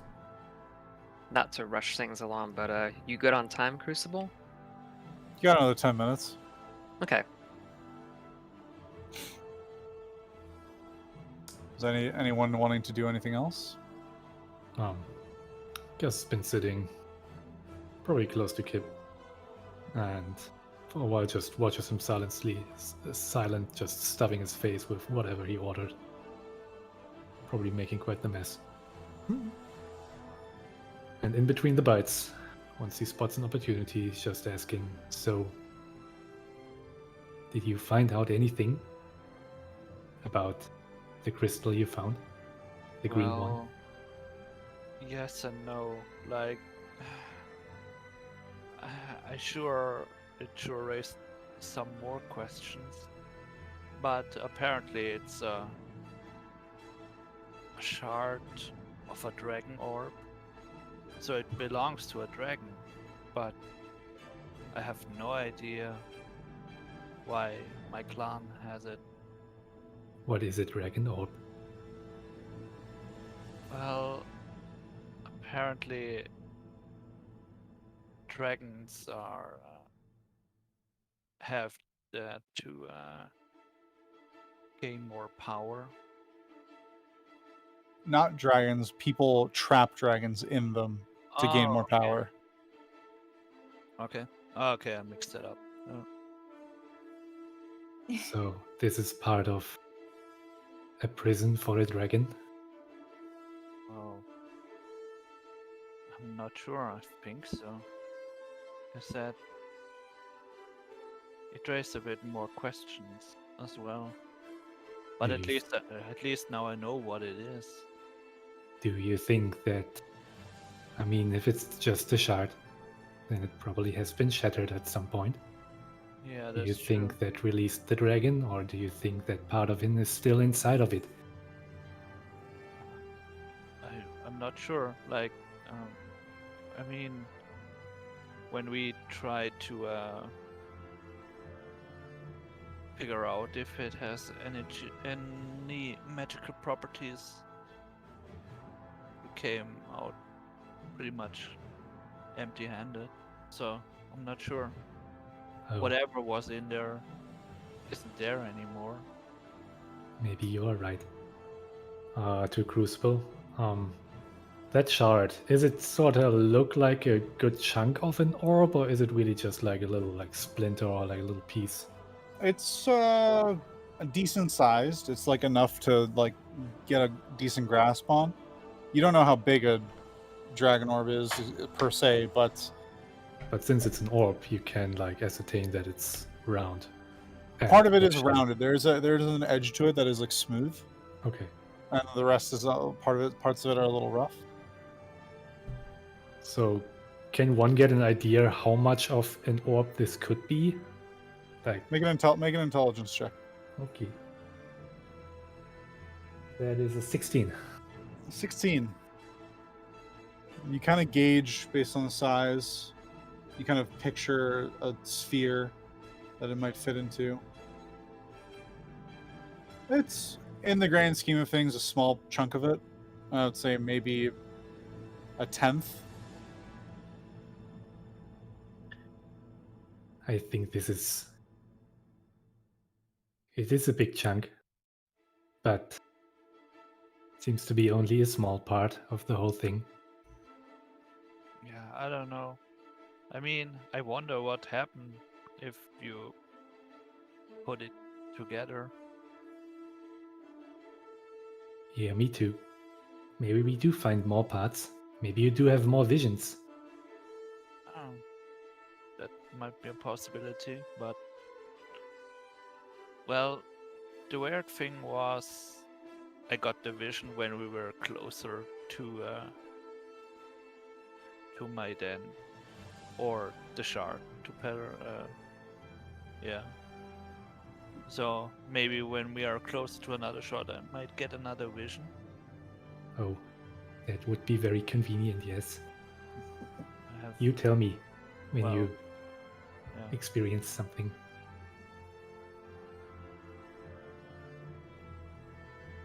I certainly will do. But yeah, right now as it is, I have no idea what to do with that thing, aside from keeping it. Gasz gives a nod.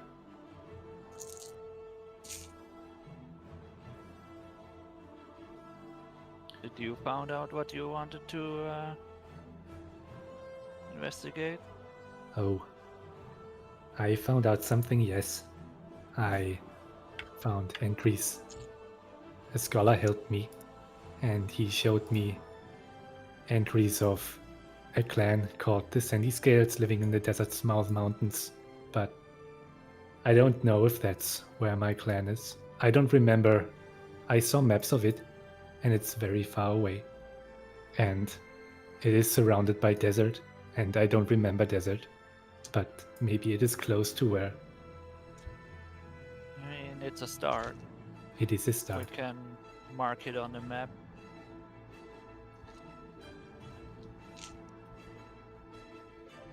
Yeah, Maybe. maybe someday I can go there. As I said, it is very far away. You don't accidentally end up there. But Yeah. someday, if we do come back from hell, I mean, yeah, I will make sure we come back. you don't seem scared at all.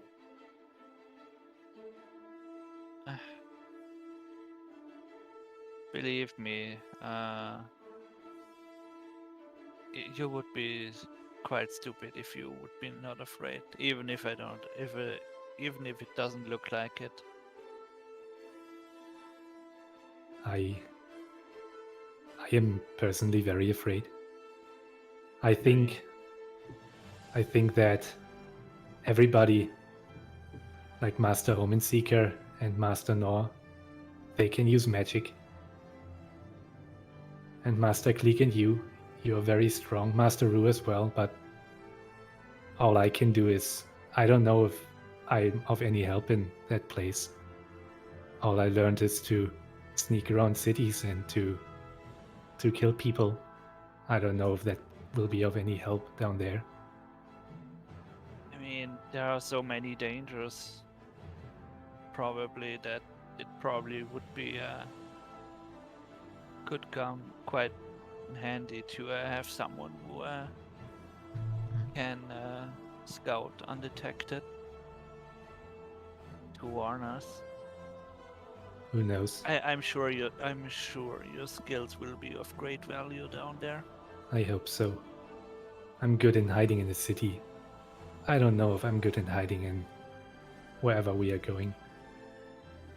I had a glance at the map. It doesn't look like there is much. It looks pretty inhospitable. Unlike anything I've ever seen. Well, probably nobody has ever seen wherever we are going. So we are pretty much all in the same boat there. Yeah, I see. I don't look forward to it, but I will. But I will be there if anyone needs me.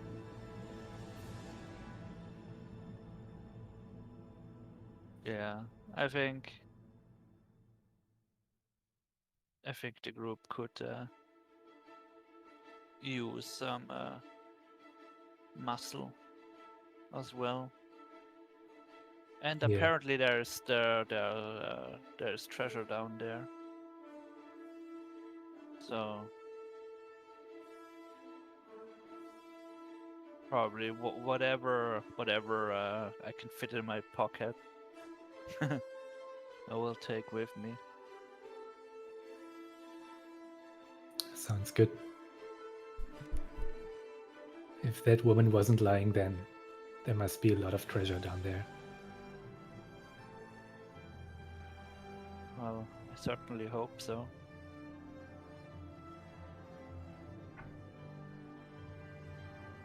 Alright. Is there anything else anyone wants to do or say?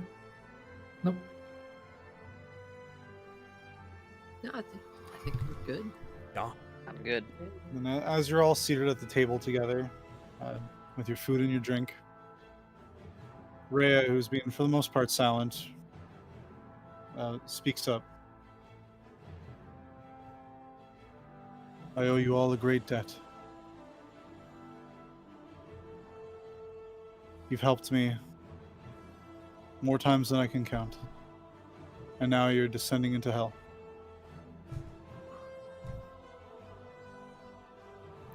About as true as any Hell Riders I know. And she raises her glass. To the Hell Riders. To the Hell Riders. To the Hell Riders. To the Hell Riders. To the hell. Tony. Sorry, I missed that. Want to say that again? And my axe. And my axe. My My great sword. You don't have a Alright. great sword anymore? I have Oh. both. Oh well. Technically, it's both. He's an axe and a great sword now. Yeah. Someday you learn to dual wield them. All right. Be nice. He says you guys- seriously. As you guys all retire to your respective rooms, Cobalt room. Kleeck, Oh boy. Hello.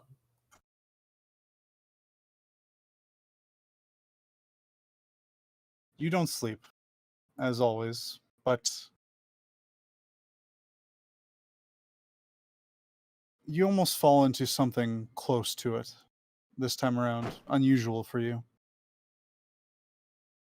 And your voice, your vision faded, nothing but a calm black void.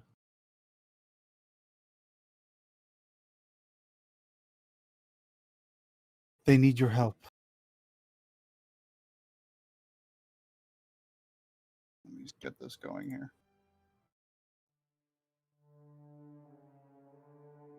Your vision fades to flash images, at times moving uncomfortably fast, speeding by and then abruptly stopping. It stops at an image of Nor, defeated on his knees, staring at a dark, featureless figure with the shield in its hand, and numerous shadowy figures battling in the background, of various sizes and shapes.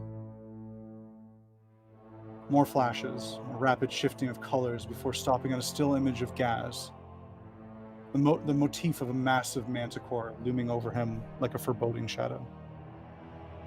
It slowly drifts towards you and then back again before more flashes, and another scene of Rue, naked, curled on the floor with a dark, monstrous shape looming oppressively over her.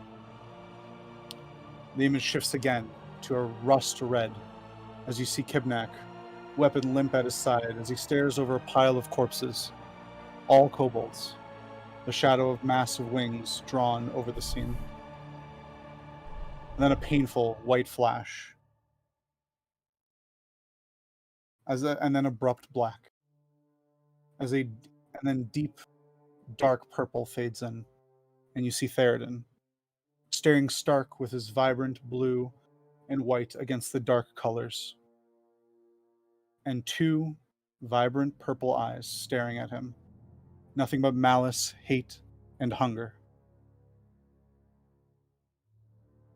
And then the image changes. The eyes turn to you, and you are afraid. Before anything more happens, everything goes black again. And a single point of light. It grows brighter and brighter, and for a moment you see a figure with glorious wings. Before dark once more, and the return of a sudden feeling of shifting images, of movement, as if you were being shunted through space, until you abruptly stop over a terrifying image of a hellscape. Hellfire raining from the sky, ash filling the air, a dark river, and infernal arches. And then your vision follows massive dark chains anchored to the ground to a colossal rocky form in the sky, crowned by a black sphere. Lightning arches from its surface, violently lightning arcs from its surface. There we go. From violently as light itself seems to be drawn towards it. And the voice comes back again. They need you. Save them. Save us all. And save yourself. And that's where I'm going to end the session. Holy shit. Oh, My yeah. goosebumps just kicked in. Oh no. What the fuck? Inspiration for Crucible. No, don't. Do No, not. wait, no. No, do not give the DM the ability to reroll stuff. Stop it. We do need. I think we should give inspiration to Rhos for prompting all these amazing RP interactions. Agreed. I agree. I'll definitely give Rhos. You know what? Everyone gets inspiration. Wow. Everybody was And happy breathtaking. birthday. Happy birthday, I Deriaz. really have to get going, but Yep. before I do, I'm going to give you one more little piece.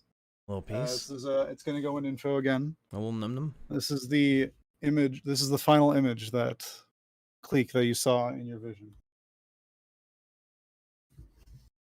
Oh, Ah. I wonder what that is. Wonder what that could be. Looks spooky. Looks real This place looks like spooky. shit. I'm not gonna go there. I go back to. Yeah, his You've cities. already I agreed. don't understand how we got convinced so easily into going to hell. I was Well, trying you to want to go there. You're like all goody two shoes all of a sudden. Yeah, you're gonna save some people we don't know. That's Sure, just- but she's not exactly confident about it. I Well, just want to get money. either way about it. Thanks for watching. Thank you for on Twitch. watching. Bye. See you Bye-bye. guys sometime in the next Bye. few weeks, maybe. We'll see. Have a good day, night, evening, whatever time it is, and have a good one. Da da da da da da da da dorks in danger. Da da da da da da da dorks in danger. Just like that. It's the intro, not the outro.